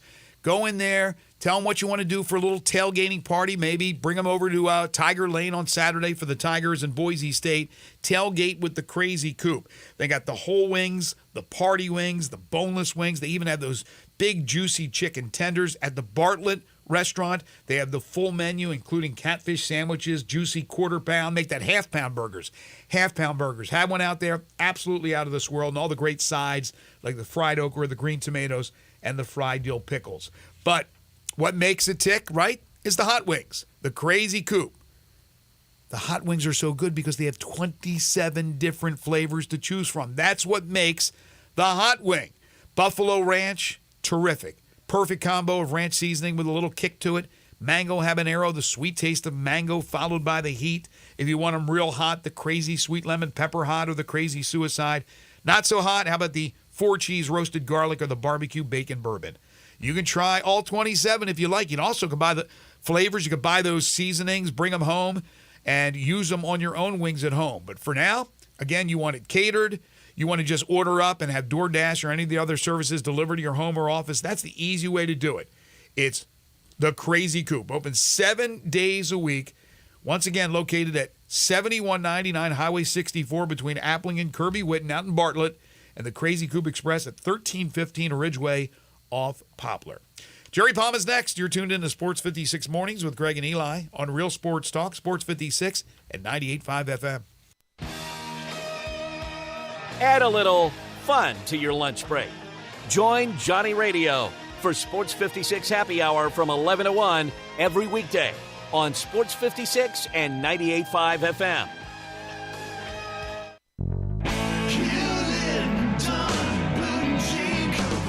Hewlett & Dunn Boot and Clothing Company, we have it all. From handmade Amish leather belts, fine and casual clothing, boots, casual boots, work boots, fancy boots, and even safety-toed boots. Lots of cowboy hats to choose from, even Nebo lights, good-looking duck head dress shirts, duck head caps, shorts, and pants. Tons of jeans from Ariat, Wrangler, Devil Dog, and Kimes Ranch jeans.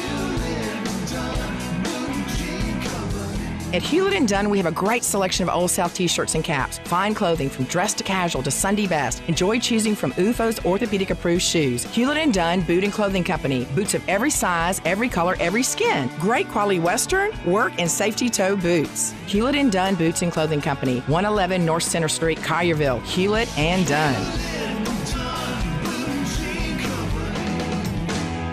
Hewlett & Dunn, serving you and your family since 1961. Now that your people are starting to return to their offices and other workplaces, it's time to think about doing something special for them. And nothing is more special than having a breakfast or lunch catered by Sunrise. Sunrise on Jefferson or Sunrise on Poplar can provide delicious, fresh food for your team that will be better than anything from anywhere else. If you've got 20 or more people, a meal from Sunrise will make everybody happy to be back at work. We always say this, but where your people are concerned, why settle when you can have Sunrise? Howdy folks, Dominic Cunha, General Manager at Sunrise Buick GMC on Covington Pike. Our Western Trading Day sales event is here again. My ranch managers have been instructed to slash prices, so if you're looking for a great deal, don't look any further. New Buicks and GMCs, discounts up to $6,500 and a $12 million used car inventory. The Sunrise Ranch on the Pike is the place to go. Bad credit, bankruptcy, slow pay, that's okay. Here at Sunrise, we specialize in secondary financing and used cars below $69.95. Visit us online at sunriseonthepike.com or in person at 1800 Covington Pike. Simple, smooth, and every sip as easy as the last. Tito's handmade vodka tastes just as good with tap water as it does with your favorite mixer. Back in the day, Tito distilled, hand-bottled, taste-tested, sent to a few friends, then taste-tested again to give you the finest juice around. No frills, no flavors, no fancy labels, just the good stuff. Just Tito's. For recipes, videos, and more, visit Tito'sVodka.com. Distilled and bottled in Austin, Texas, 40% alcohol by volume, namely 80 proof, crafted to be savored responsibly. We interrupt this broadcast for special news and information concerning family leisure. The world's biggest spa sale is back and bigger than ever at Family Leisure. How is that possible? Well, let me tell you.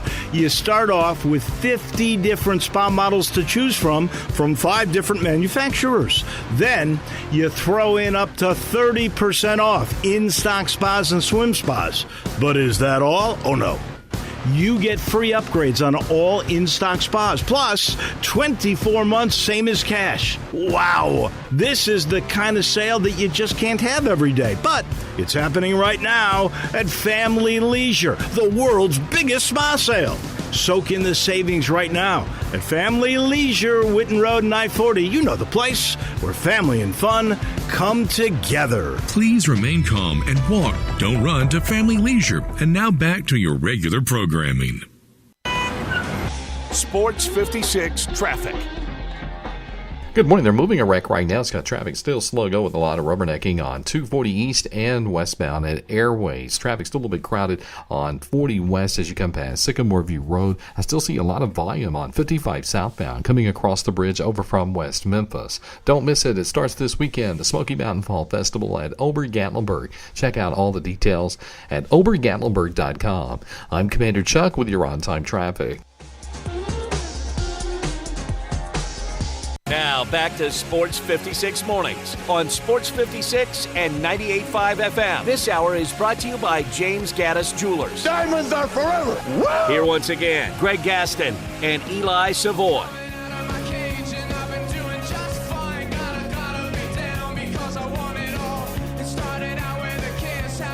Welcome back, everybody. 8:30 the time. Hour number 2 here on Sports 56 Mornings. Wednesday, September 27th, 2023 edition. Don't forget to get your lists in for your 5 favorite song titles of all time. You can text in your list to us on the Sports 56 listener lines at 901-360-8255 or send it via Twitter, Facebook, YouTube. SportsMemphis.com is our website. Directly on Twitter at Eli560 at Greg_Gaston. Get your lists in now. Time for Jerry Palm. It's time for Sports 56 Mornings Weekly Chat with Jerry Palm, college football and basketball writer and bracketologist for CBSSports.com. Here are Greg, Eli, and Jerry.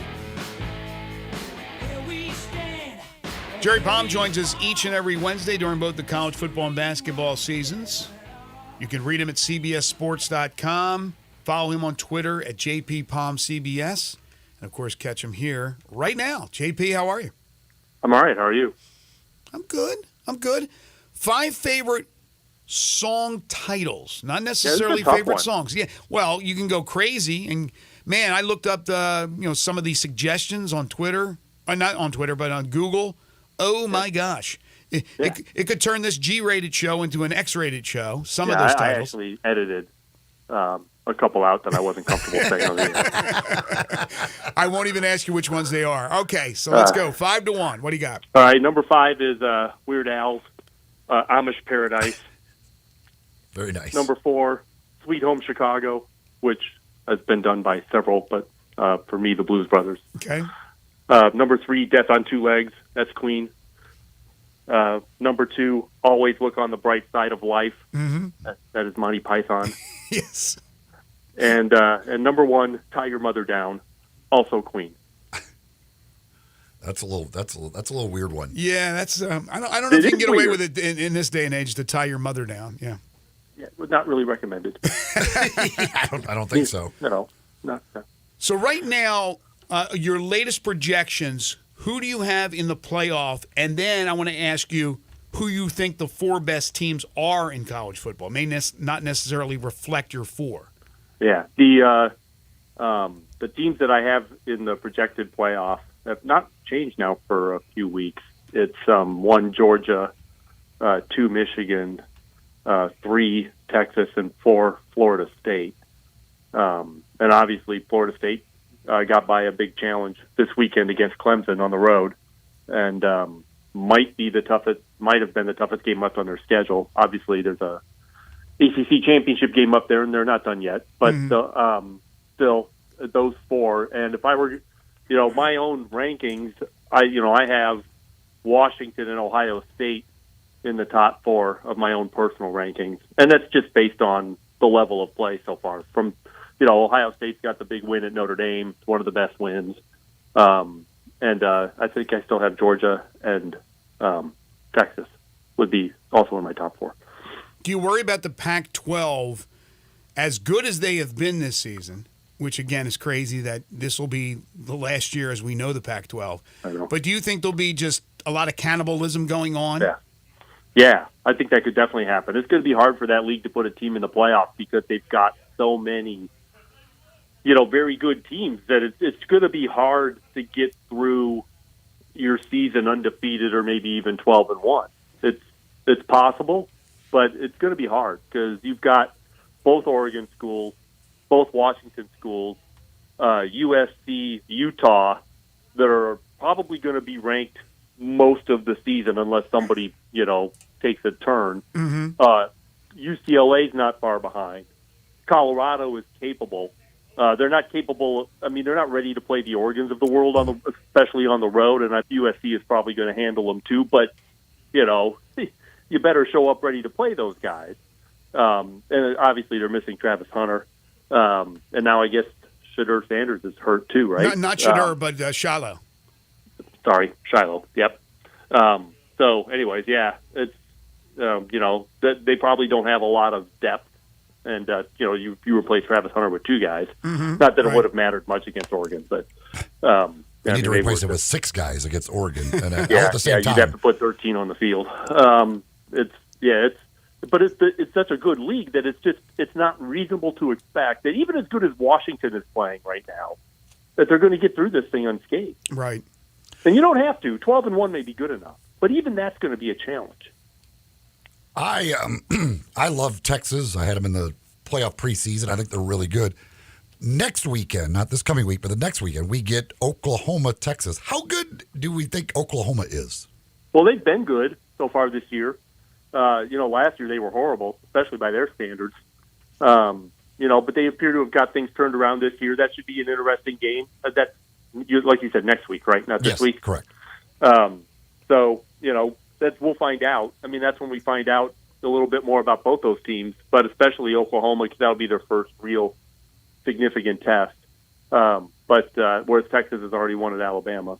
But yeah, I think Oklahoma certainly looks promising this year, which we couldn't say last year. You guys were just joking about the number of players on the field that Colorado needed to play. Oregon maybe a lot closer than what they ended up playing them. But no joke in the Notre Dame game against Ohio State as far as numbers of players on the field, as Notre Dame ends up using just 10 and not 11 as Ohio State scores on that final play. And then subsequently what Marcus Freeman had to say, and he doubled down on it. Jerry, what did you think of that whole situation? That was crazy. We didn't even realize it. I wasn't counting the players on the field, and they didn't say it till after it all happened on television. So it's just, it's a coaching mistake. That's entirely on the coaches. It's their job to have the team on the field.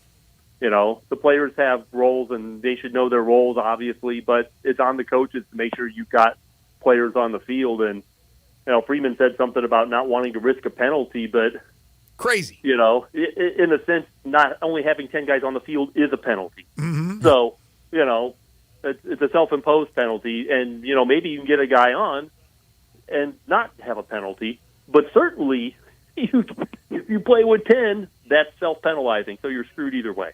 Well, and the penalty would have been a half a yard. Right. You were literally being so it's a half a yard. It wasn't penal. That could make a big difference.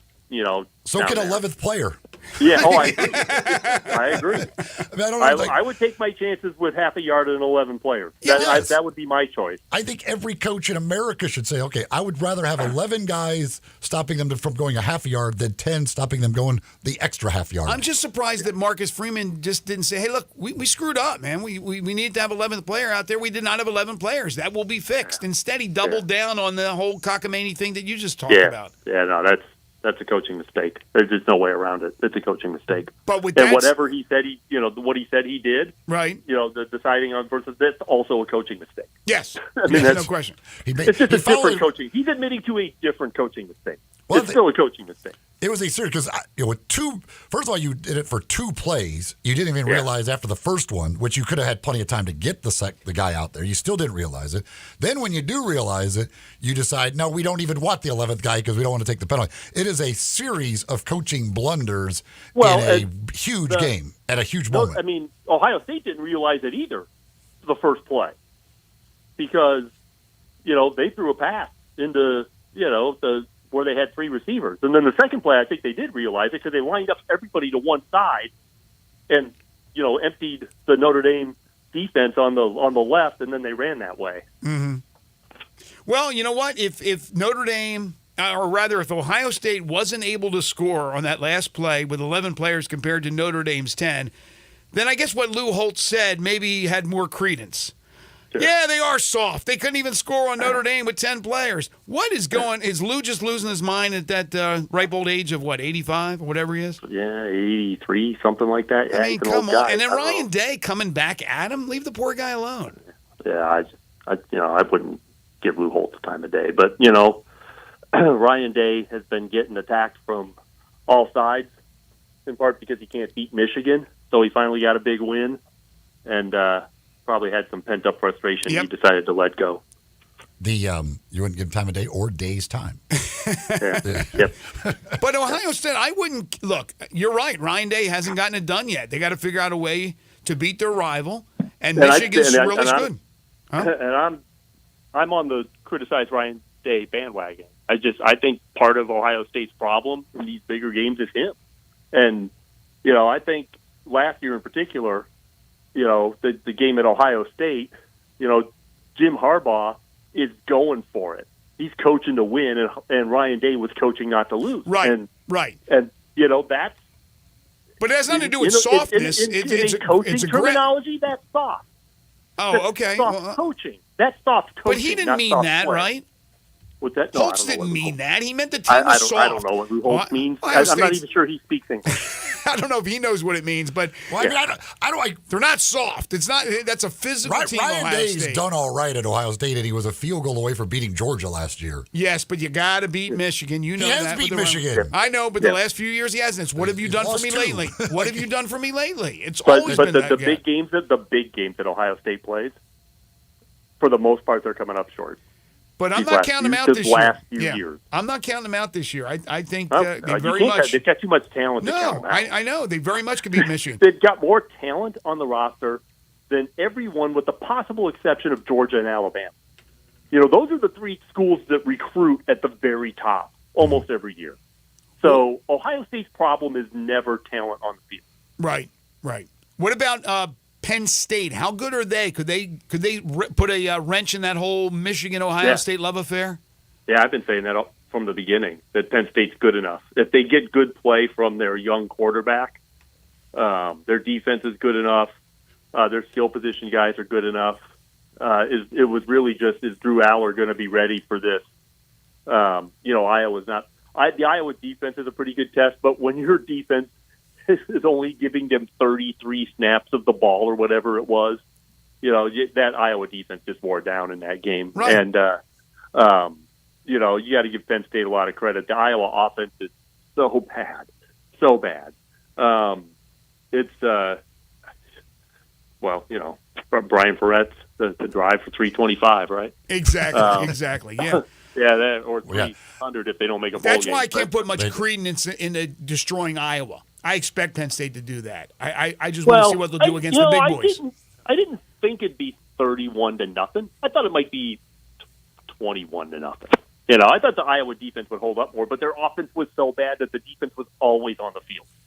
And that's asking too much of them. After what Iowa did the week prior with scoring with 30 seconds to go just to get extra points because of him, they deserve to be shut out and have their butts whipped like they got by Penn State. Hope it happens through the rest of the season. It's an embarrassment. They're going to have that problem with, more than just Penn State in this league. I mean, there's some pretty good defenses in this league that are going to hold them down. Maybe not 0, but hold them down.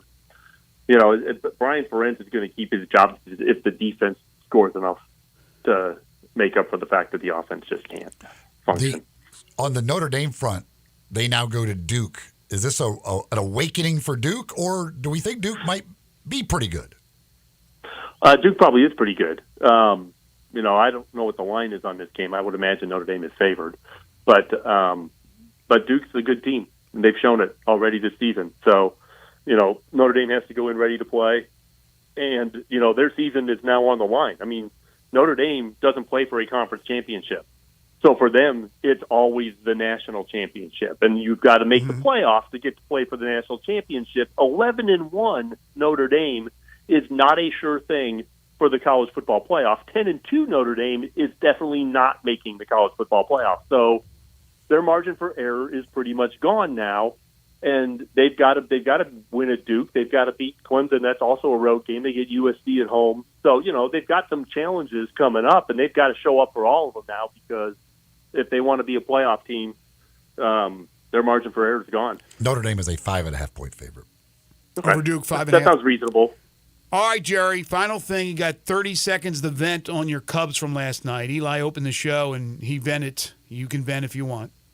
The Cubs are the Cubs. I mean, I've been a Cubs fan since 1969. That was my first year as a Cubs fan.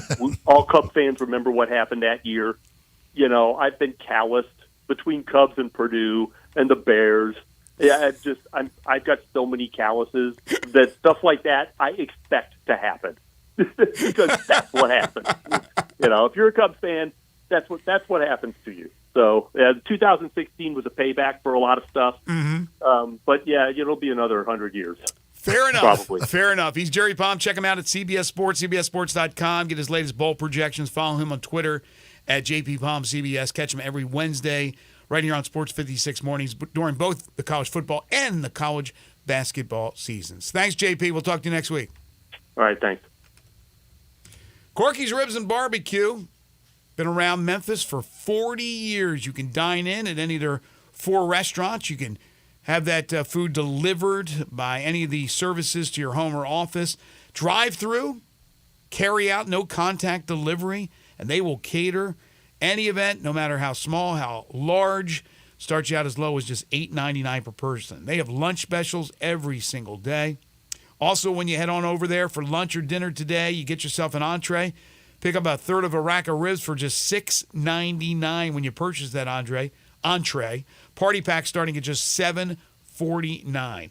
Poplar Avenue in Memphis, Poplar Avenue in Collierville, Germantown Parkway in Cordova, and Goodman Road in Olive Branch. And ask about their private party room. You can reserve your time at either the Cordova or Olive Branch locations. Corky's Ribs and Barbecue, open for lunch and dinner 7 days a week. You're tuned in to Sports 56 Mornings with Greg and Eli on Real Sports Talk, Sports 56 and 98.5 FM. You already know you can listen to Sports 56 anywhere with the Sports 56 app or at sports56whbq.com. But you can also watch us daily with live video of all of our shows on Twitter, Facebook, YouTube, and Twitch. I'm Gary York. I'm the service director at Lexus of Memphis. Our service department wants to be more than just a place where you get your oil changed. We do glass repair, windshield replacement, recalibration of your camera and sonar systems, even wheel repair, tire replacement, all the things you would expect from a luxury automotive dealer. Please check out our website. You can schedule your appointment, check out our specials, hours of operation, or if you'd like to do it in person, please reach out to one of our associates at 901-271-5199. Hi, this is Troy Fiveash, owner of Fiveash Roof Services. If you need a new roof for your home or business, we hope to hear from you and will work hard to earn your business. We are experts and certified in residential and commercial roofing, siding, and gutter installation. I have been serving the Memphis area for over 20 years, and now with 2 of my sons working with me, we plan to be here for years to come. So if you need a roof, please give us a call. On a personal note, what a great time it is to be a Memphis sports fan. With the Grizzlies and the Redbirds and 901 FC, not to mention Tigers football and basketball, It's going to be a fun year. Thanks to Coach Silverfield and Coach Hardaway and their staffs for their dedication to the student and athletes, the University of Memphis, the City of Memphis, and us fans. Five Ash Roof Services, a proud partner of the Memphis Tigers and the official roofer of the Tigers home team. Five Ash Roofing, fair, honest, and ethical. 367-0050 or memphisroofer.com. 367-0050 or memphisroofer.com. Five Ash Roofing, it's what we do. We're here for you. You or someone you know or care about has dealt with a difficult divorce. When facing divorce, you need the attorneys at Rice Law. Nick and Larry Rice lead the firm with 3 generations and 7 decades of experience. Located in Memphis, serving the entire state of Tennessee and North Mississippi. Rice Law is who you need to call. Simple or difficult divorce, they know how to handle it. Call Rice Law at 901-526-6701, or for more information, visit them at aboutdivorce.com. That's aboutdivorce.com. Pizza lovers and sports fanatics, Ferraro's Pizzeria is your Sunday ticket headquarters. Catch every pro game on multiple big screen TVs while enjoying $2 beers, $9 beer buckets, and mouth-watering pizza. We're talking the cheesiest, most delicious New York pizzas in town with all your favorite toppings. What are you waiting for? Grab your family and friends and get to Ferraro's, corner of Jackson and Main, just east of the Pyramid. Enjoy every pro game at Ferraro's Pizzeria and Cheesy Corner, your game day destination. Did you know nearly 40% of men under 40 and over 75% of men over the age of 40 experience sexual performance concerns? At the Memphis Men's Clinic, their experienced physician performs a comprehensive evaluation that determines which specific issues may interfere with your sexual performance. These issues can vary and range from anxiety to medical issues, low testosterone, or erectile dysfunction. The Memphis Men's Clinic has evaluated hundreds of men of all ages over the years and reestablished a normal sexual life. The Memphis Men's Clinic will work aggressively to resolve issues and allow you to restore your sexual health and overall well-being. That's the Memphis way. If you're 20 years old or 90 years old, come and get cared for the Memphis way. Treatment that's based on your specific needs after a professional clinical evaluation by their experienced board-certified physician. Call the Memphis Men's Clinic today at 901-443-0475 or visit memphismensclinic.com.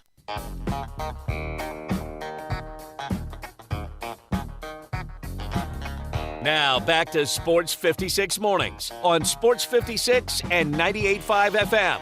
This hour is brought to you by James Gaddis Jewelers. Don't you just love it? Here once again, Greg Gaston and Eli Savoy. I mentioned earlier, Memphis has media availability today for Tigers basketball. Looking forward to getting on over there and getting a glimpse of the Tigers. They started camp yesterday. But the school just made a statement a moment ago that they released to us that I will release to you here in a second. Maybe this is just to avoid any questions about Mikey Williams at the availability today. But they said while Mikey Williams is enrolled in online classes at the University of Memphis and remains on the roster, he will not have access to team-related facilities or activities until his pending legal process in California is complete. The process to assess and determine his status with the team will be initiated at that time. So, because he's on the roster still, does that mean that they're having to use a scholarship on him?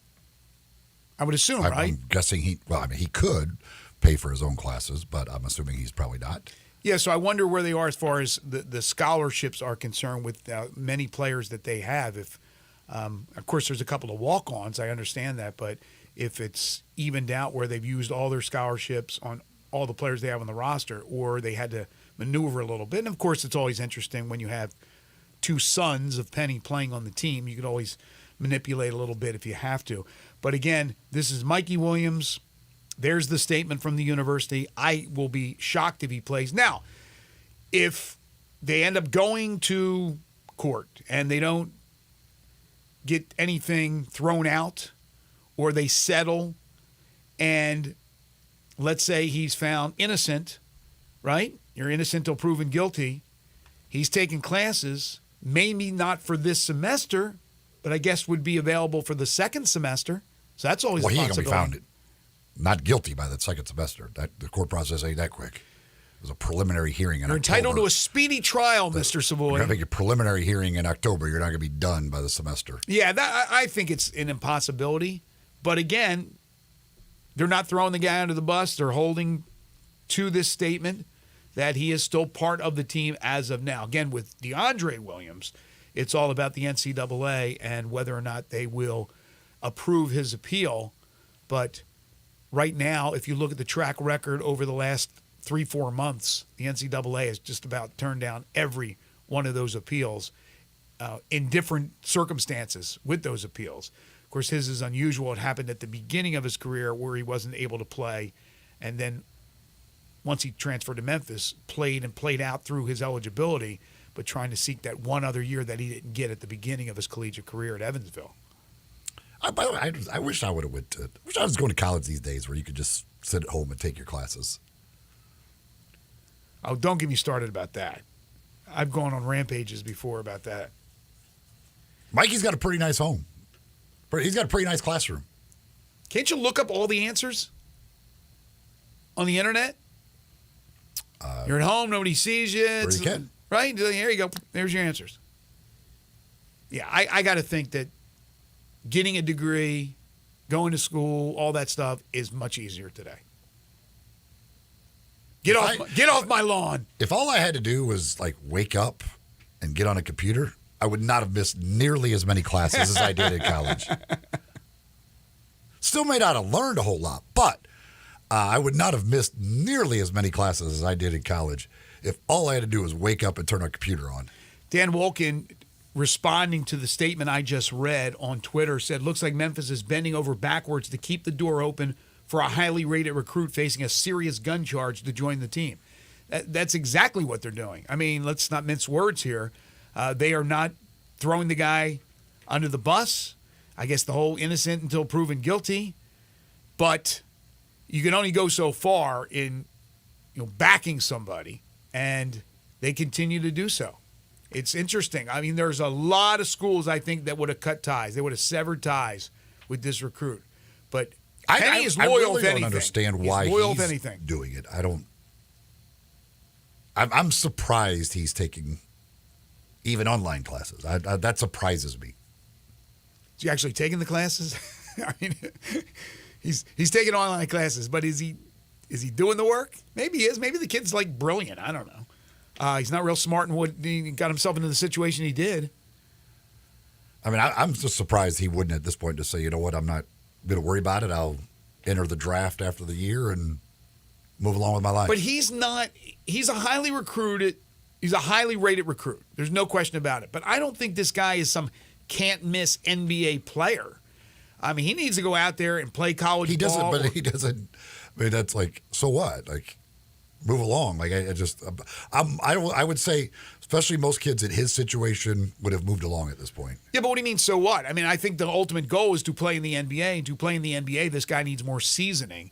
Now, the seasoning he can go get that in the G League. Yeah, he could. He can go anywhere and get that. He could. And I don't know what those options are either. I don't know if anybody in the G League wants to go for a kid right now who is facing the legal issues that he is facing.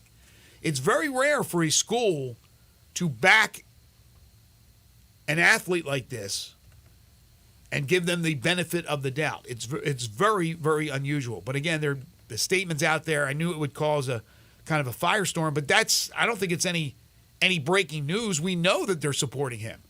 And the word was that he was taking online classes because, again, if you're not enrolled in school, it's a moot point. You can't play for the team if you're not enrolled. Again, reportedly, DeAndre's enrolled in more graduate classes to be ready to go if he gets the green light from the NCAA. From the NFL, they are getting to the bottom of the barrel of quarterbacks. They're scraping up some quarterbacks. According to reports, the Saints have signed quarterback Jake Luton because Derek Carr is battling injury. And the New York Jets have signed quarterback Trevor Siemian. Uncle Rico makes his return, baby. Uncle Rico. To, I assume, back up Mr. Wilson.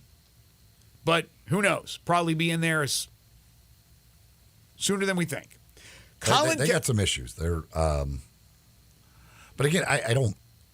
It's not all Zach Wilson's fault. He's not good. But my gosh, Zach Wilson. But again, he's under duress like every play. Yeah, their offensive line is terrible. That's why part of the reason why Aaron Rodgers got hurt. Exactly. They went and got his replacement. Like, it's the idea that you're going to lose Aaron Rodgers and the guy, your former starter who wasn't very good, so you went and got a replacement, and so you benched him, and that he was just going to step in and like be good. It was never going to happen. Like, again,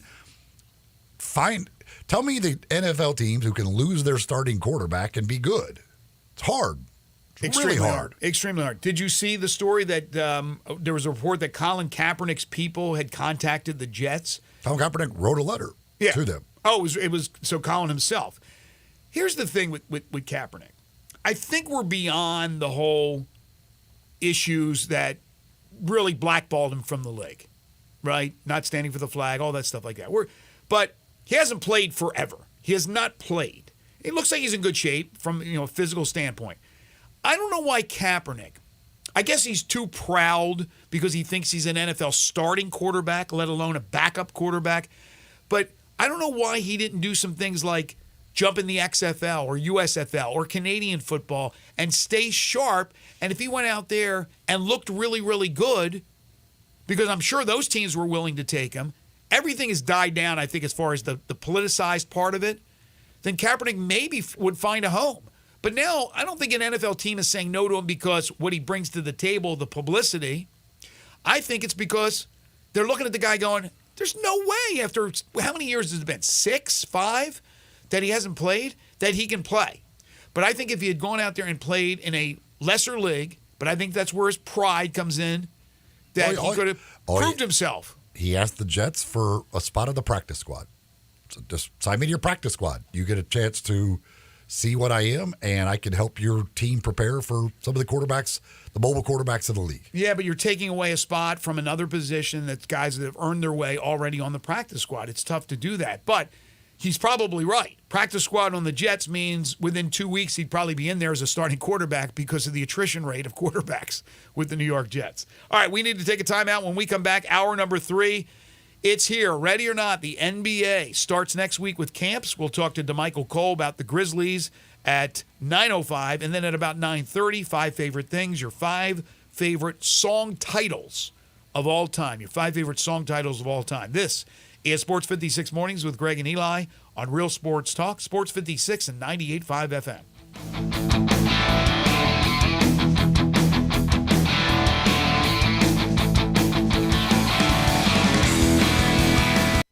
Memphis football is home Saturday, September 30th as they face off against traditional power Boise State at 3. We celebrate D'Angelo Williams and the entire 2003 Memphis Tigers. It's also Kids Day. We have balloon artists, inflatables, special poster-making stations, and more for kids of all ages. Tickets start at just $20 to witness 901's team in action. Be there Saturday, September 30th at 3 o'clock. Purchase your tickets today at GoTigersGoTix.com.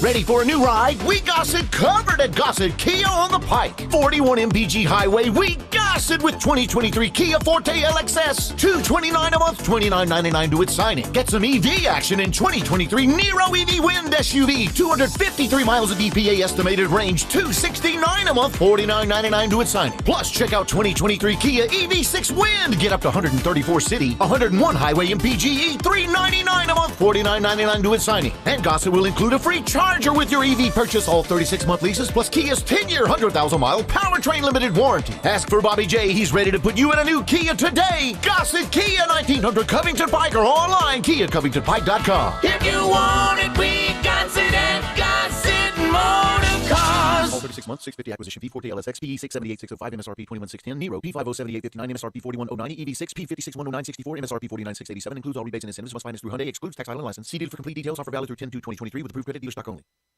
A cold shower is no way to start your day. Purchase a new water heater from the pros at Conway Services, and you may be eligible for up to $2,000 in federal tax credits. Call 384-3511 to schedule your appointment. Visit conwayservices.com for details, terms, and conditions. License number 64210, 64365 EAS, MS 19668. Call 384-3511. Conway Services. Call Conway today.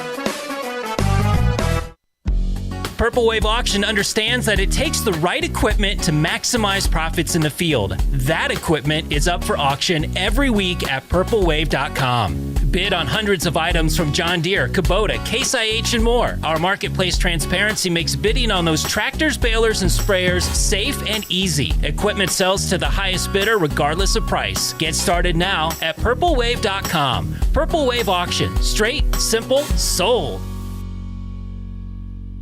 Jeep Adventure Days and Ram Power Days are going strong at Gossett Chrysler Jeep Dodge Ram Fiat on the Pike. And if you're ready to save big bucks, we Gossett! Show off your style in 2023 Fiat 500X Pop 4-door, Gossett priced at $28,990 or $354 a month with 0% APR. Or take your pick with 2023 Jeep Renegade or 2023 Dodge Charger, now just $422 a month. And if you're looking for big savings on your 2023 Ram 1500, get to Gossett for just $587 a month. And if we don't have it, Gossett can order it today. So drive past the rest and come to the best at Gossett on the Pike or shop online at GossettMotorCars.net. If you want it, we got it at Gossett Motor Cars. All 3500 Elmas financed through Chrysler. Pop PP 988,763, MSRP 31,355. Renegade PPP 45,607, MSRP 30,500. Charger PH 508,657, MSRP 35,930. Ram PN 693, 3965, MSRP 48,330. Includes all rebates and incentives. PF 695. Excludes tax, title, and license. See dealer for complete details. Offer valid through 9/30/2023 with approved credit dealer stock only.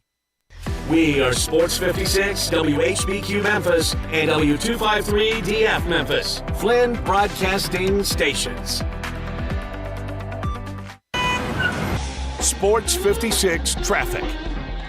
Good morning. They're moving a wreck right now. It's got traffic still slow go with a lot of rubbernecking on 240 east and westbound at Airways. Traffic still a little bit crowded on 40 west as you come past Sycamore View Road. I still see a lot of volume on 55 southbound coming across the bridge over from West Memphis. Don't miss it. It starts this weekend, the Smoky Mountain Fall Festival at Ober-Gatlinburg. Check out all the details at obergatlinburg.com. I'm Commander Chuck with your on-time traffic.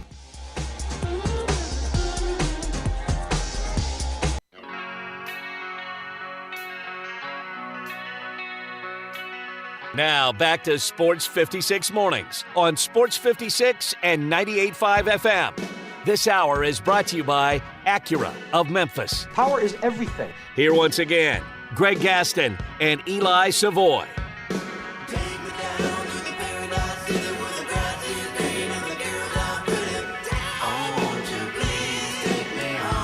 Welcome back, everyone. 9:05 the time. Hour 3 here on Sports 56 Mornings, the Wednesday, September 27th, 2023 edition. Greg Gaston, Eli Savoy, and Zach Boyd, soon to be joined by DeMichael Cole. We are in the Family Leisure Studios. Family Leisure, world's biggest spa sale, continues at 2120 Whitten Road, just north of I-40. Currently 75 degrees and sunny. We're looking at a high today of 93, so this thing has fluctuated. Last temperature, last hour I gave you the update was like 89. It's 93 now, projected high today. Tonight, mostly clear with a low of 69. Tomorrow, sunny with a high of 92 degrees. As I mentioned, there's 3 of us, soon to be 4. It's time for DeMichael Cole. 2 watches, that's 12. Come through and slam on you. I'm in the L. Before all said and done, It's time to talk some Grizzlies basketball. Joining Greg and Eli is DeMichael Cole, Grizzlies beat writer for the Commercial Appeal. Here's DeMichael with Greg and Eli. Make sure to follow DeMichael on Twitter at DeMichaelC, and as Mr. Announcer Man said, catch all his great stories at the Commercial Appeal. DeMichael, are you fired up? You ready to go Monday Media Day? Who are you looking forward to talking to the most? Man, Taylor Jenkins for me, but I'm ready to roll. It's been a long off season. Some people said the off season kind of zoomed by, but not for me. You know, I think May, June, and July in particular were very long on the Grizzlies side, and then you finally got to August, FIBA, and then September. Like it was a lot. The off season was filled with a lot of things, but it was long to me. But Taylor Jenkins is probably the person that I'm looking forward to talking to the most. He's got some new bodies, some new players to figure out how to use. There's some guys, questions about certain positions. When Ja gets back, how things gonna work. I feel like there are a lot of questions on that end, and then there's some questions he'll probably have to answer for himself. because this is a big year for Taylor Jenkins. You know when it flies by? When the Grizzlies go deep into the playoffs. That's when the summer flies by, right? When they're eliminated early, then it's a longer summer for everybody. Then it's out. It's basically an extra month. You know, they ended in April this year. I think last season they played another week, 2 weeks. But yeah, that's a good point. We get an extra we got an extra 2 weeks of off season this year. I'm sure there will be a lot of interest in hearing from Marcus Smart, what he has to say as he joins this team. It's funny because I was talking to, as the season kind of gets closer, people start talking about it and everything else. I've talked to a bunch of people over the last weekend, and like everybody, it is now a universal. And I'm not sure if it was necessarily maybe when he got here, although most people liked it, but like everybody now seems to love the addition of Marcus Smart to this team. It just makes a lot of sense, and you get the veteran presence. We talked about in the past how this team has rarely had guys over 30 on it, and so you get that presence. You get a guy who's been there. Been to the finals, been to the Eastern Conference Finals, I think 8 times. Like, he has been, he's been around. And then on top of that, there's the defensive pedigree. You lose Dylan Brooks' defense. Now you gain Marcus Smart's defense. The playmaking aspect, guys averaged over 7 assists parts of his career. The 3-point shooting from the standpoint of he can really knock them down in the big games. You go to his playoff numbers last season. He really knocked down 3-pointers in big games. I think all of that is plus for the Grizzlies. And a guy who understands his role. For all the great things that Dylan Brooks brought you, a lot of people wonder, did he understand, that he was a fourth option on offense and things like that. Marcus Smart, you don't have to ask that question. So how quickly do you think Marcus Smart takes a role of leader? And I'm not just talking about his on-court presence, but even off the court. Or will that leadership fall on Desmond Bane, Steven Adams, Jaren Jackson Jr., probably a combination. But I'm wondering who the leader is of this team. Yeah, that's the thing about the Grizzlies. They got all these young guys who were drafted here and got here 3, 4, 5 years, 6 years ago. And it's kind of been a leadership by committee. Type of, someone says something, anytime any of the other players commit wrong. At the end of the day, I feel like Ja is your on the floor leader. But you're talking about vocally and things like that.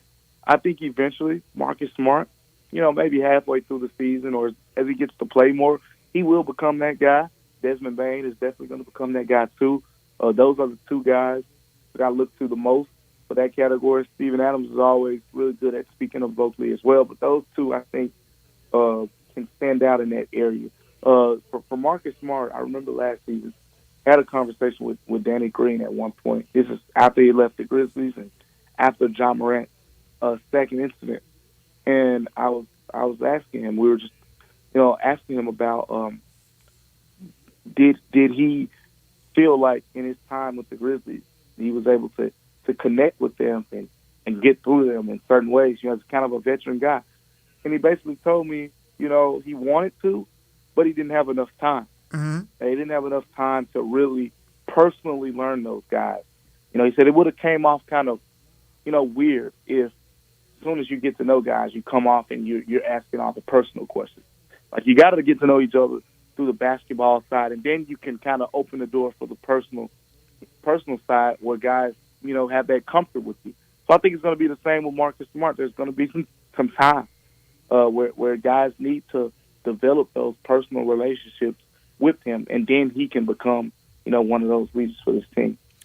We have talked a lot about starting lineups when Ja's out, when Ja's back. Certainly Taylor Jenkins will be asked about it. How do you expect him to kind of address those questions and handle those questions?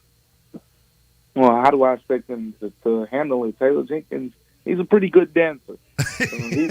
He might, spin his way around it some type of way and say, we're going to evaluate all the options and things like that. But at the end of the day, I think, there are 4 or 5 guys that potentially could be, factored into this conversation. I think last season. The way I look at it is last season. Remember, Jaren Jackson Jr. was out. It was obvious. There was an opening at the 4, and to me, through Taylor Jenkins' comments from Media Day, it was kind of telling or revealing in a way that they were leaning towards Santi.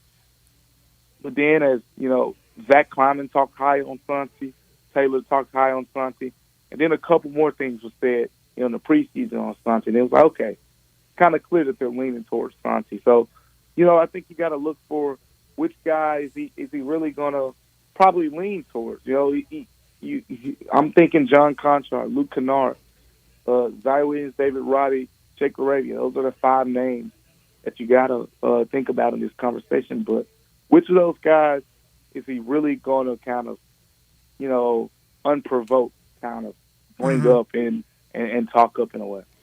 I understand where the roster stands. Moves have to be made. But in your opinion, is there any chance that Josh Christopher or Isaiah Todd can make the roster? Isaiah Todd, I don't think so. Josh Christopher, it's a slim chance. If something wild happens this preseason where, maybe a trade or maybe a player gets hurt or something of that sort. But if you're talking about a fully healthy Grizzlies roster, I don't like his chances of making it. Either one of them. It's just too many bodies, too many players that are impactful, and I think that's it. Do you think they just release those guys if they can make it? Is there any chance to try and make a switch or the two-way spots?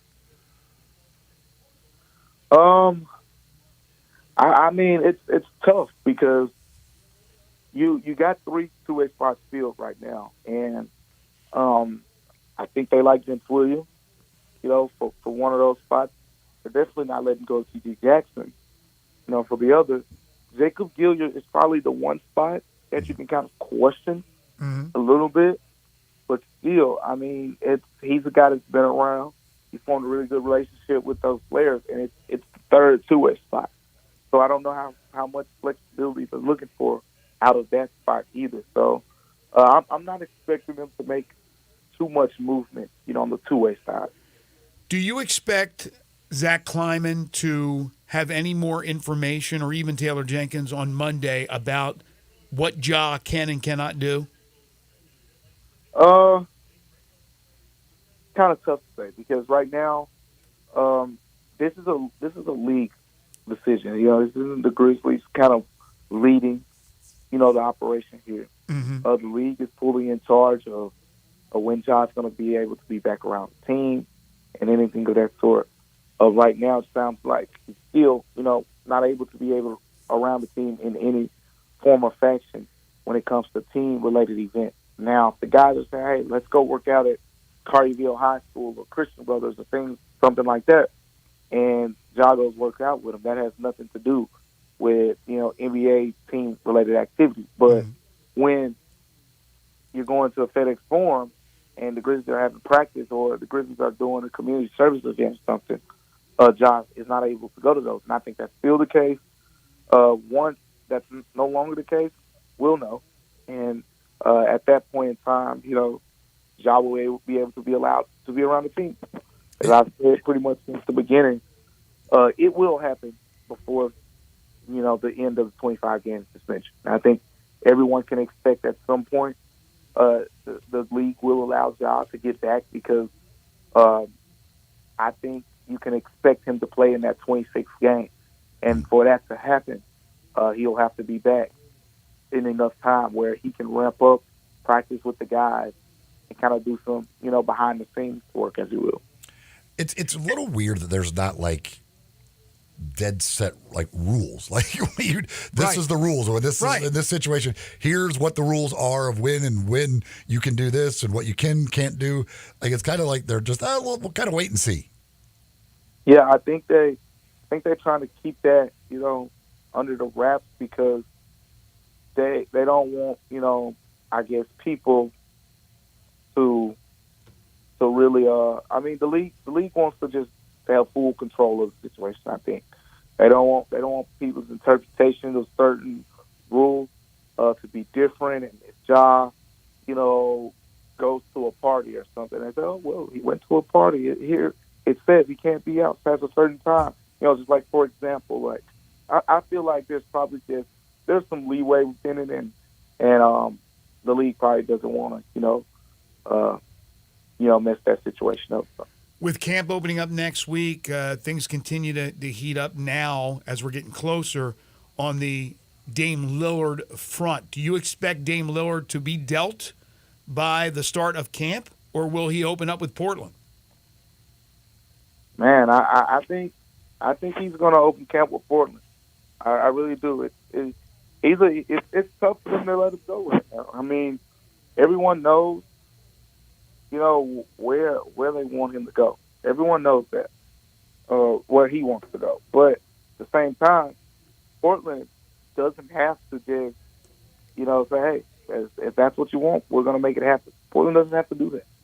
As long as he's under contract for the Blazers, they can, one, keep him under contract, and two, trade him to the opportunities that best fit their roster. And I think right now that's what they're leaning toward. So you've seen these other teams pop up, but I feel like eventually he'll end up being traded to Miami. I just feel like Portland wants to exhaust all of his options before we get there. And because of that, I think it's going to be some time, before he finally gets moved. So you think if he's on Portland's roster, he actually shows up for camp? I mean, the word out there is he won't. And the words, I think maybe he won't show up to the beginning. But look, I think, it happens all the time. When these guys, especially in the NFL, when they don't show up and stuff, all these fines and stuff start happening. And then guess what? They finally show up. So I think, money talks, man. And eventually, once all the money starts getting taken from that account, he'll be there. Anything from the ESPN NBA executive survey that threw you for a loop, or was it mostly what you expected? Yeah, nothing too surprising. Nothing too surprising here. All right, DeMichael, it starts next week. I know you're fired up. It's about time after a long summer. We're fired up as well. A lot of questions still that need to be answered, and we'll get maybe a few of those answered on Monday during our availability for media days. He is DeMichael Cole. He covers the Grizzlies and does it so well for the Commercial Appeal. Read all his great stories at the CA. Follow him on Twitter at DeMichaelC, and catch him every Wednesday right here on Sports 56 Mornings. Thanks, DeMichael. We'll talk to you next week. I'll see you on Monday. Thanks, DeMichael. All right, appreciate you guys. Take care.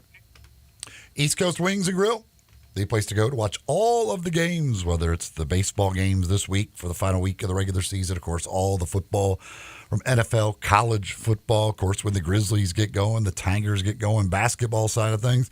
Those games are always on there as well with great crowds watching them, while you can enjoy some great food and great drinks with East Coast Wings and Grill. They got plenty of TVs to watch all of the action, and they got great food. Starts with the wings with 60 different flavors to choose from. But beyond the wings, they've got great burgers and flatbreads and other sandwiches, salads, all kinds of great stuff on the menu as far as food goes. You've got great drinks with 24 draft beers on tap. Anything else that you want, they've got you taken care of on the drink side of things as well at East Coast Wings and Grill. You can get it delivered via DoorDash if you're watching the games at home. Maybe want to do a tailgate, things like that. Easy to order online and go pick it up as well with East Coast Wings and Grill. Go to eastcoastwings.com to order online. They're located just between Lowe's and Walmart off of Highway 64. It's on Kate Hyde Boulevard, which is the road that runs the street there that runs right between Lowe's and Walmart. That's where you'll find them. Great wings, great food, great drinks. Great place to watch all the action. East Coast Wings and Grill. Did want to mention on Tuesday when Jeff Crane joined us from the University of Memphis, he was talking about that Chick-fil-A family 4-pack, and I did get a text wanting to know if that still is ongoing. It is, according to a tweet I saw 20 minutes ago from the university. However, the tickets are going fast. It's 4 tickets for the game Saturday between the Tigers and Boise State, 1 parking pass, and 4 Chick-fil-A sandwiches, all for just $99. So act now. Go to GoTigersGo.com. When we come back, Sports 56 Mornings, 5 favorite song titles of all time. Get your list together for 5 favorite things. Send those lists in if you have not done so already via the Sports 56 listener lines by texting in at 901-360-8255 or send it via Twitter, Facebook, YouTube, or at sportsmemphis.com. It's your 5 favorite song titles. It's next. This is Sports 56 Mornings with Greg and Eli on Real Sports Talk, Sports 56 and 98.5 FM. Join the voice of the Tigers, Dave Woloshin, for Wolo and Friends. Weekday mornings from 10 to 11 here on Sports 56 and 98.5 FM. When you think about insurance and you want great value without sacrificing great service, I want you to think one place, the Eflin Insurance and the entire Eflin Insurance team. Matt and his group of professionals will access 10 leading companies to find the right home and auto program that fits your budget and your absolute needs. The Eflin Insurance team, the number 386-GER, 386-4777. I'm Gary York. I'm the service director at Lexus of Memphis. Our service department wants to be more than just a place where you get your oil changed. We do glass repair, windshield replacement, recalibration of your camera and sonar systems, even wheel repair, tire replacement, all the things you would expect from a luxury automotive dealer. Please check out our website. You can schedule your appointment, check out our specials, hours of operation, or if you'd like to do it in person, please reach out to one of our associates at 901-271-5199. Fall time, game time, food time, fun time. It's all Dave and Buster's time. Watch the game at Dave & Buster's, 2751 Wolf Creek Parkway, and get $4 pints all day, every day. Plus $5 appetizer bites all day, every day. Join the fun and games after 4 p.m. every Monday and Thursday and get all-you-can-eat wings. All at Dave & Buster's, 2751 Wolf Creek Parkway. Fall is here, and that means games, food, and fun at Dave & Buster's. After a big dinner, my nighttime heartburn would keep me up. I'd be taking antacid after antacid all night long. But then I tried Prilosec OTC. Just 1 pill a day blocks my frequent heartburn for a full 24 hours, giving me one-and-done heartburn relief. Without heartburn keeping me up, I could have a restful night's sleep. Prilosec OTC. 1 pill a day, 24 hours, 0 heartburn. It's possible while taking Prilosec OTC. Use as directed for 14 days to treat frequent heartburn, not for immediate relief. It's time to go where the season takes you, and it's the season for savings at Gossett Mitsubishi on the Pike. Go for miles more with 43 MPG Highway in your 2024 Mitsubishi Mirage. $17,815 or $229 a month. 2024 Eclipse Cross eludes sleek and sporty style at $29,695 or $399 a month. Discover the new 2024 Mitsubishi Outlander SUV with 3rd row and 7-passenger seating. Now $29,885 or $449 a month. And they're all equipped with Mitsubishi's 10-year, 100,000-mile powertrain limited warranty. We're ready to put you in a new ride today at Gossett Mitsubishi, 1870 Covington Pike, or 24/7 at MemphisMitsubishi.com. If you want it, we got it at Gossett Motor Cars. All 84 months, Mirage RH 00782, MSRP 18315, Eclipse RZ 001693, MSRP 30445, Outlander RZ 005762, MSRP 31385. Includes all rebates and incentives, PF 695, excludes tax title and licensee. Dealer for complete details. Offer valid through end of the month with approved credit. Dealer stock only.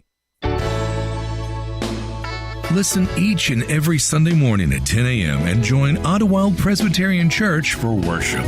Ottawild is a PCUSA church located in Midtown Memphis.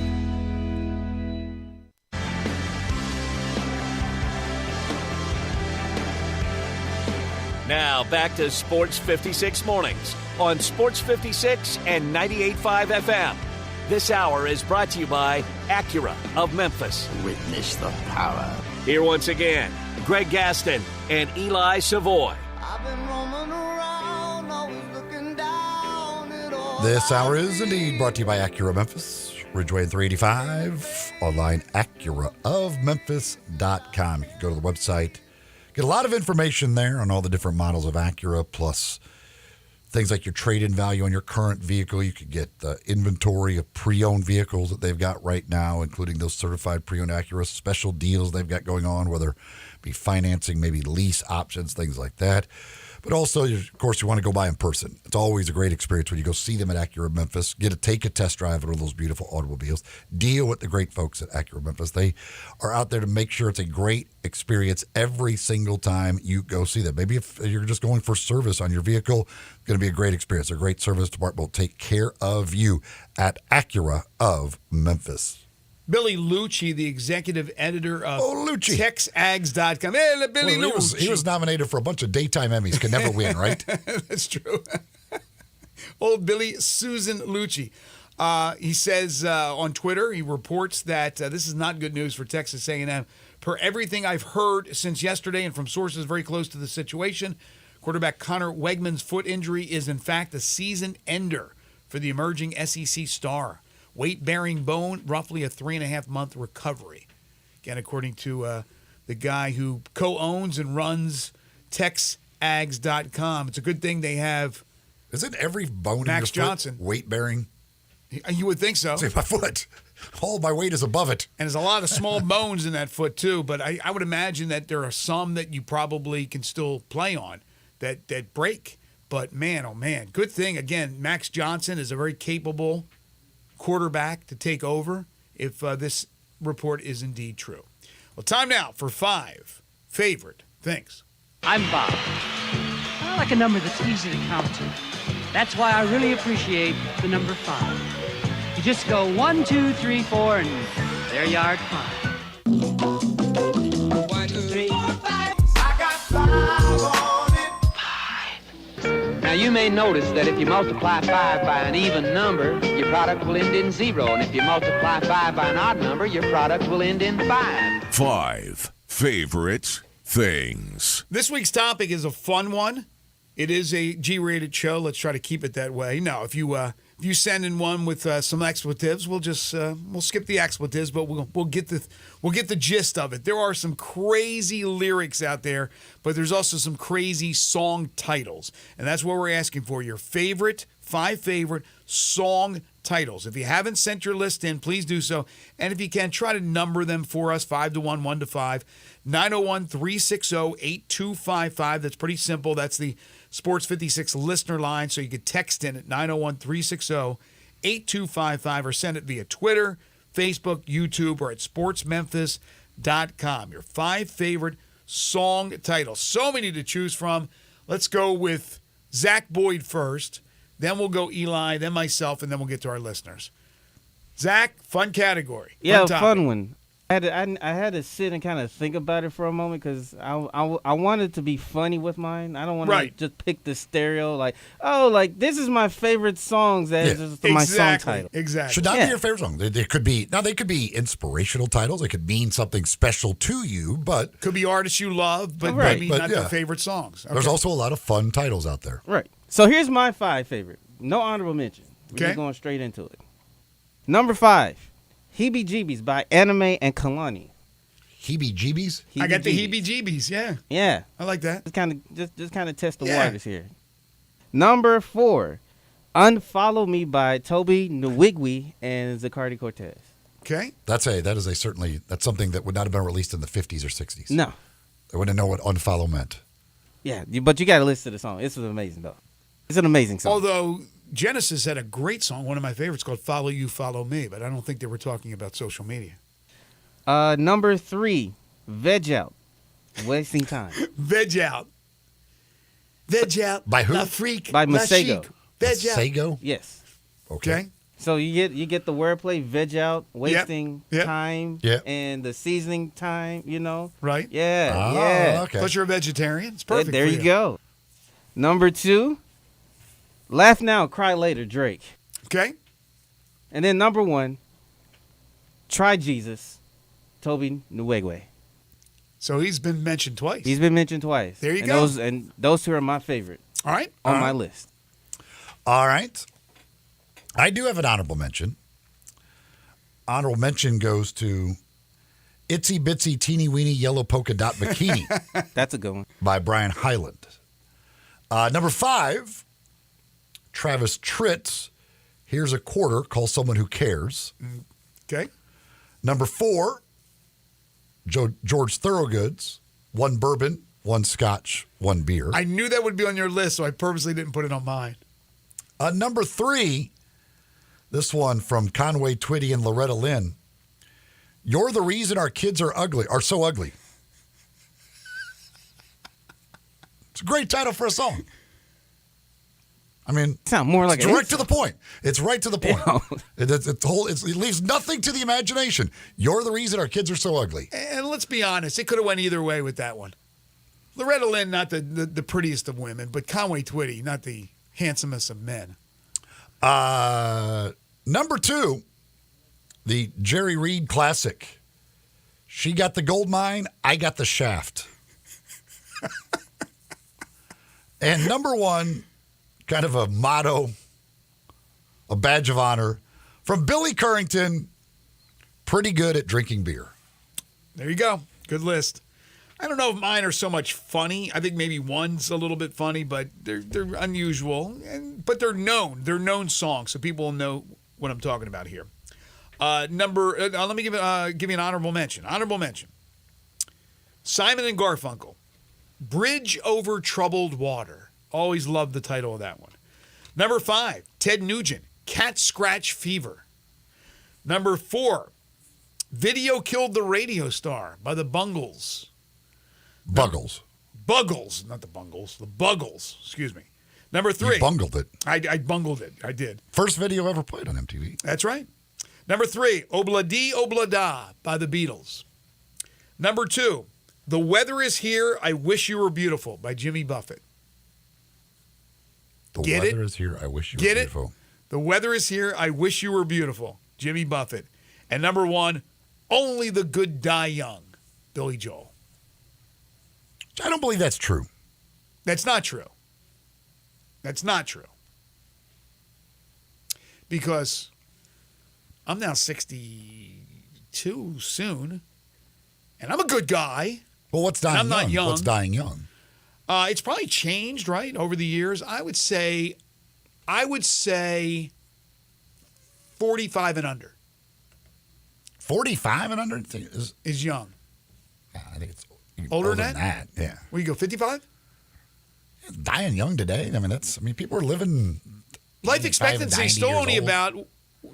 Zach, look up what life expectancy is. It's longer for women, but around what, 75? I think if you die at 52, 53, you still have died young. I agree with that. Yeah, I agree. I take it back. I think it maybe I would say maybe anything under 60.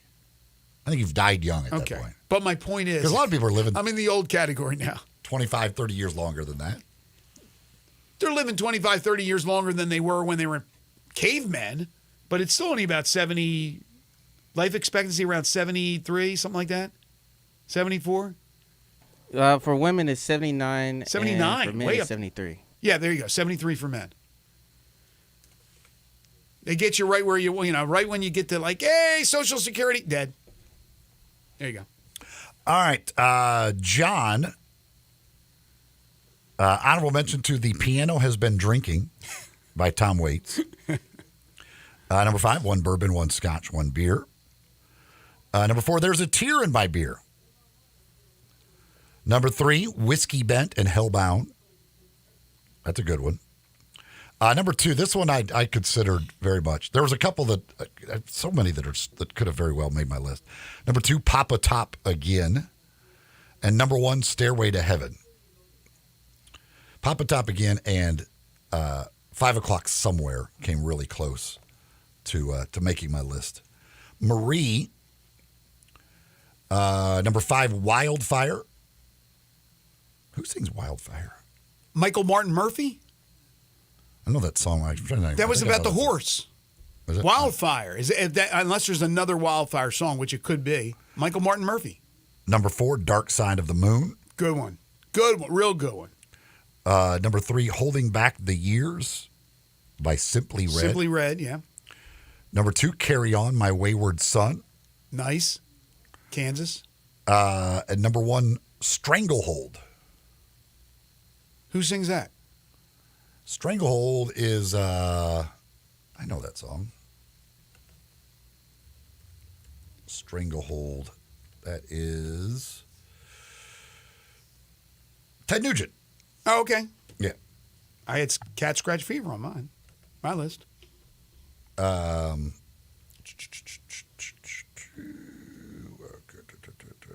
is Raider Corey? Number 5, YMCA. Number 4, Apache from Sugar Hill Gang. Number 3, Africa. Going for the one word ones. Toto. Number 2, September. Earth, Wind, and Fire. And number 1, another one that I kind of considered. It's a great title, and that is "Baby Got Back." That's a good one. I mean, can't go wrong with a little Sir Mix-a-Lot. I thought maybe Zach, is that too old school for you, Zach? What was that again? Sir Mix-a-Lot. Baby Got Back. Baby Got Back. That's old school to me. Okay. But I mean, it's cool. I bop it. I thought maybe you would have that one on your list. I thought you maybe would go with the baby in the back, but you didn't. Baby in the back. You didn't. Are you a Sir Mix-a-Lot person? I like Sir Mix-a-Lot. He's not like the immediately go to, but I like it. Like when it plays. Like among the old school, you consider among the old school. Who's your old school favorites? Oh, I don't know. Like Run DMC is a nice, great choice. Run DMC is really good.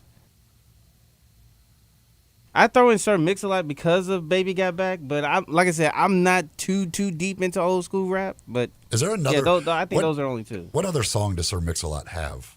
I think that's it. Does he? No, he has other songs. I mean, does he have any other one that's known, like the people that gets played at all? He might be a one-hit wonder. I think I've seen him on one-hit wonder lists. How about who just recently passed away? Gosh, you know how I feel. That the guy is the rapper that from New York, has very famous. A lot of people have attributed their success to him, but he didn't have the greatest voice. Big guy. Gosh, I just saw a whole documentary. Biz Markie. Biz Markie, yeah. That, again, was, I think, he had other songs. What song? Biz Markie. Just a Friend. Yeah, Just a Friend. Oh, okay. Yeah, Just a Friend. Yeah. But I think he was a one-hit wonder. Like, one hit doesn't mean he had more than one song. Now, Sir Mix-a-Lot has been a part of some rap hits. Like, he was on Nicki Minaj's song. I think they did a sample. Where he says, where he talks about anacondas. Like, that's the song Anacondas from. Okay. Sir Mix-a-Lot is part of that? Okay, that's a song that I... And they weren't talking about snakes, right? I don't know. But I like the I like the verse, though. There you go. Somebody texted said, Sir Mix-a-Lot saying "My Posse's on Broadway" and "Buttermilk Biscuits."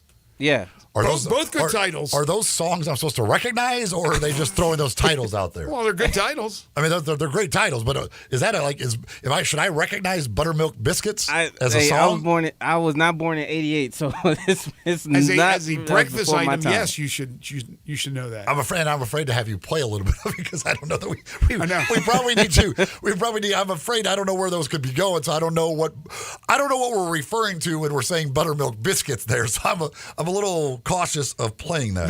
There's some dangerous songs to play, and it comes from all facets of music, all genres. Because you noticed I had a Jimmy Buffett on my list, which was a great title, and a Jimmy Buffett that never made it, which you know what song it is. That it wasn't about. Isn't the title of it just "Why Don't We Get Drunk"? Is it?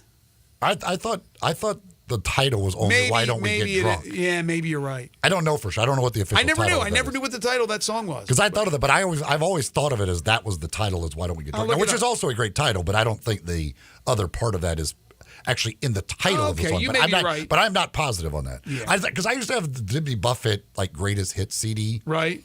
And I want to say that the title was only "Why Don't We Get Drunk." John Varlas, our buddy John Varlas says. And I wish I'd have known this one. I might have put it on my list. You are correct. Yeah. Biz Markie had a song called "Picking Boogers." Again, another great title. May not be a great song or a great action, but who sits down to write that song? Who says, you know what? Here we go. Here's what else. The world needs a song about this topic. Picking boogers. No, but let me tell you something. I watched the documentary on Biz Markie, and they have a big mural of him, and his wife presented this mural, and all the old rappers came by. He had passed away already, and he's got his finger in his nose, a part of the picture, Really? which is, a tribute to that song right there. Yeah. Yeah, Picking Boogers. Picking Boogers. It's up there with the Star Spangled Banner and I want to get. Can I get America the Beautiful?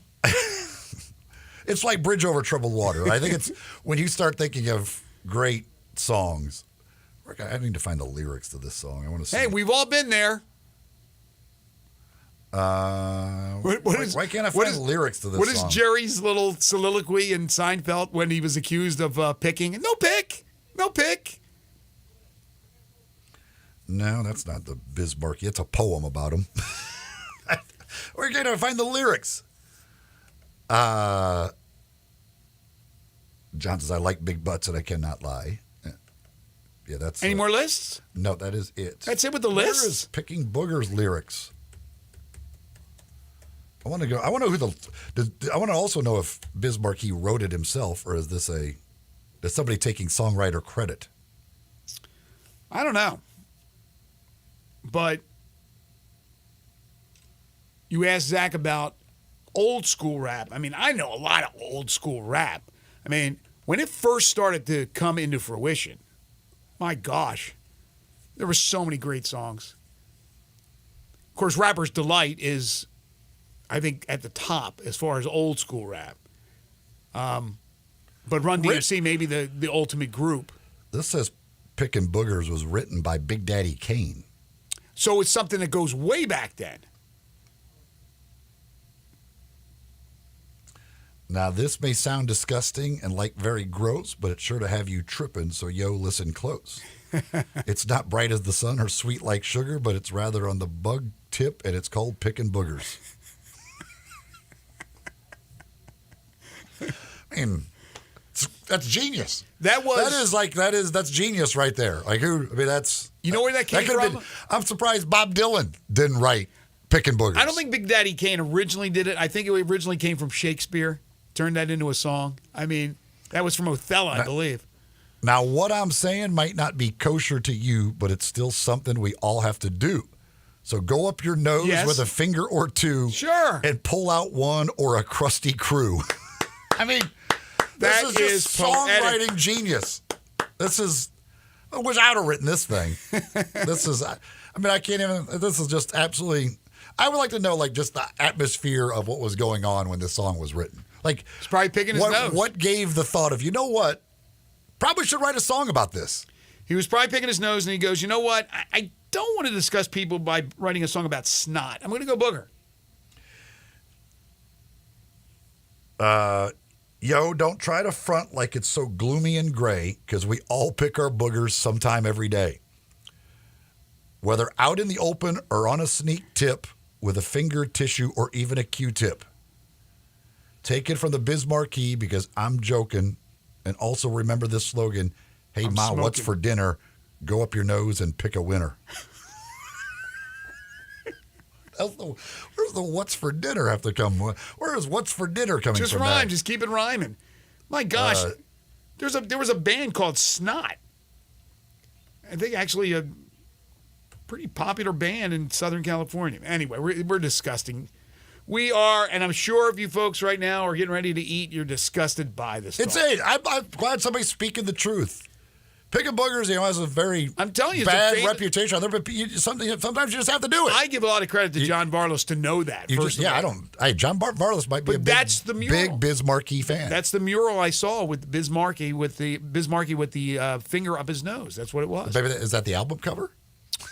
That album? I don't know what album that was on. Maybe that was the name of the album. It may be Picking Boogers. All right, so when we come back, final segment. So Mike Oresco and what I had said earlier and what you had said, I'm going to give a little clarification and what it may mean as far as the deal possibly not happening to change the format of the 12-team playoff for next year. Mike's right in the middle of it.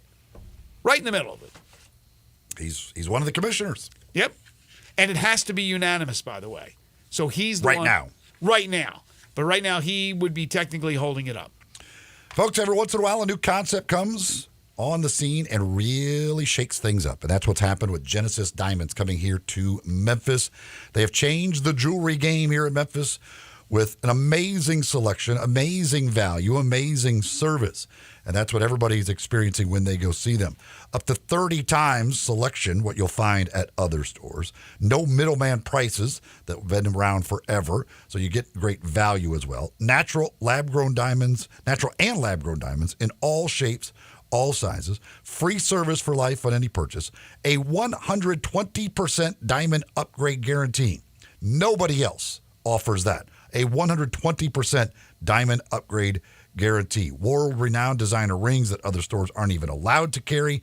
These are things you'll find at Genesis Diamonds, located at the Poplar Commons Shopping Center, Poplar and Perkins Extended.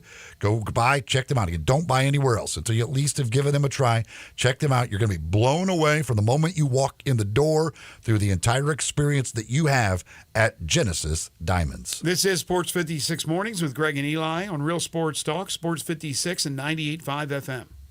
Broadcasting from the Family Leisure Studio, we are Sports 56 and 98.5 FM.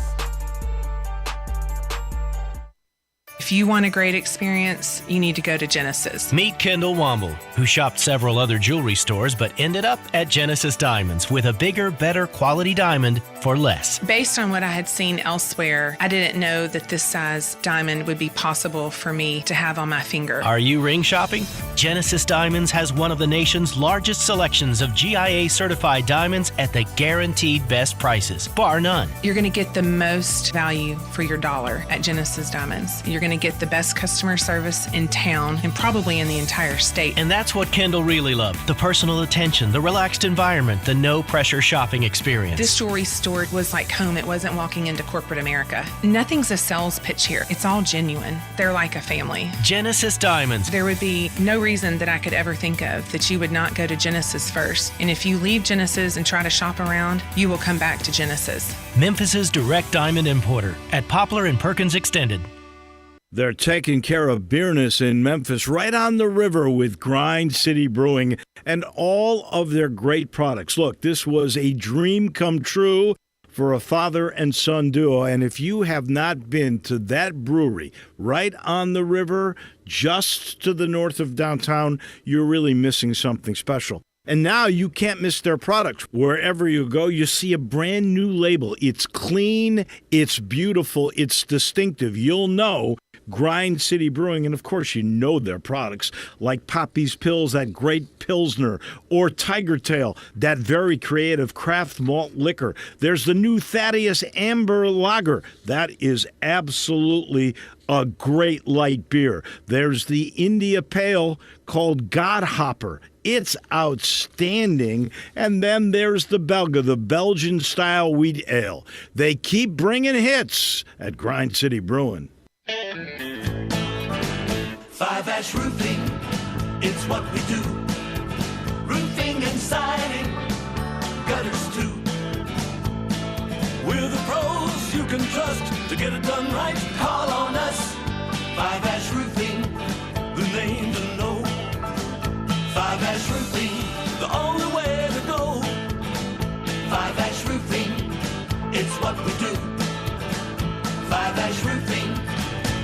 Is that not the corniest thing you've ever heard? Can you believe I paid good money for that silly jingle? Well, the experts say make it memorable, and I think I got my money's worth. 5-Ash Roof Services, proud partner of the Memphis Tigers and the official roofer of the Tigers home team. 5-Ash Roofing, 367-0050 or memphisroofer.com. 367-0050 or memphisroofer.com. 5-Ash Roofing, it's what we do. We're here for you. All 36 months, 650 acquisition fee, Forte LSX, PE 678605, MSRP 21610, Nero, P507859, MSRP 41090, EV6, P5610964, MSRP 49687, includes all rebates and incentives, must finance through Hyundai, excludes tax, title, and license. See dealer for complete details, offer valid through 10/2/2023 with approved credit, dealers.com. Hey, Jeff Allen, I hear Gossett Kia South on Mount Moriah is about to blow my socks off. That's right, Brandy. Get 41 MPG Highway with the 2023 Kia Forte LXS, $229 a month, $29.99 due at signing. What about those cool new EVs? I've got EV action with a 2023 Niro EV Win SUV, 253 miles of EPA estimated range, $269 a month, $49.99 due at signing. And a 2023 Kia EV6 Win, 134 city, 101 highway MPGE, $399 a month, $49.99 due at signing. Plus, you'll get a free charger with every EV purchase. All 36-month lease. And Kia's 10-year, 100,000-mile powertrain limited warranty. So whether you live in Horn Lake, South Haven, Olive Branch, or Memphis, you'll be happy at Gossett Kia on Mount Moriah. We interrupt this broadcast for special news and information concerning family leisure. The world's biggest spa sale is back and bigger than ever at Family Leisure. How is that possible? Well, let me tell you. You start off with 50 different spa models to choose from 5 different manufacturers. Then you throw in up to 30% off in-stock spas and swim spas. But is that all? Oh, no. You get free upgrades on all in-stock spas, plus 24 months, same as cash. Wow! This is the kind of sale that you just can't have every day. But it's happening right now at Family Leisure, the world's biggest spa sale. Soak in the savings right now at Family Leisure, Witten Road and I-40. You know the place where family and fun come together. Please remain calm and walk. Don't run to Family Leisure. And now back to your regular programming. Now back to Sports 56 Mornings on Sports 56 and 98.5 FM. This hour is brought to you by Acura of Memphis. Okay, this car look great wrapped around you, Here once again, Greg Gaston and Eli Savoy. All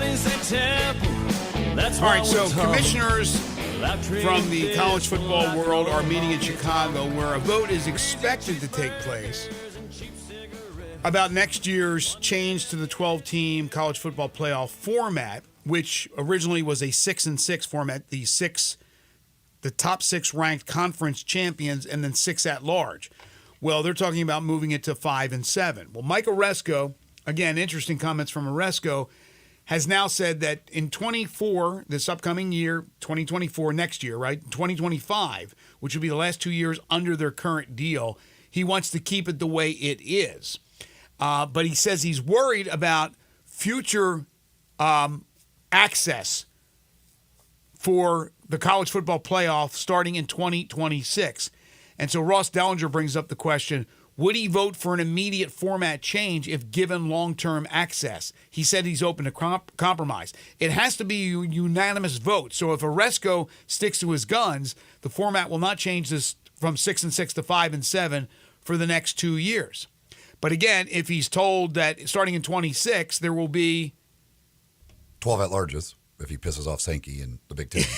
Yeah, Sankey's probably not happy with this. That's the thing. Like that's why you can't piss off the Big Ten and SEC.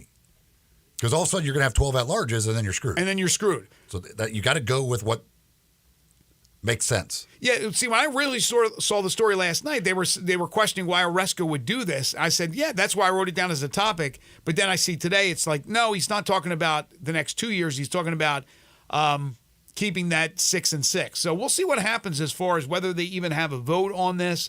But Mike Oresco trying to stick to his guns. Very interesting what's happening with that. Also from Major League Baseball, as we talked about the passing of Brooks Robinson at the age of 86, one of the all-time greats, Hall of Famer.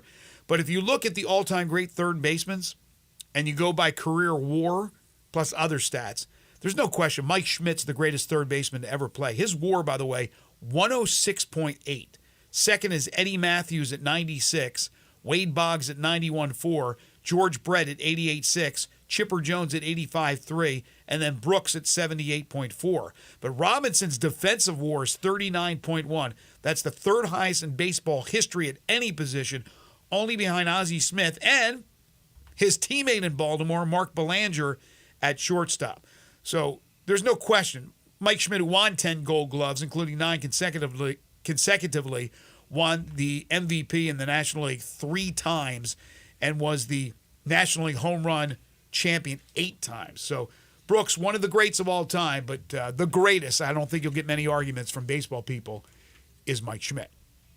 Ron Say. Say hey, the Say Hey kid. The Penguin, baby.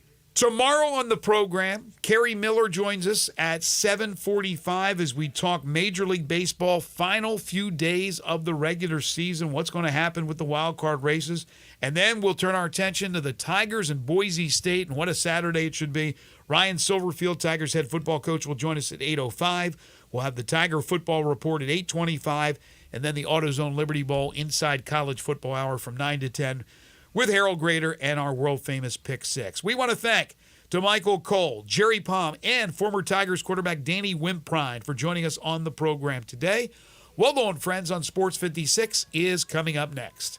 For Eli Savoy and for Zach Boyd, I'm Greg Gaston. Have a great hump day, everybody.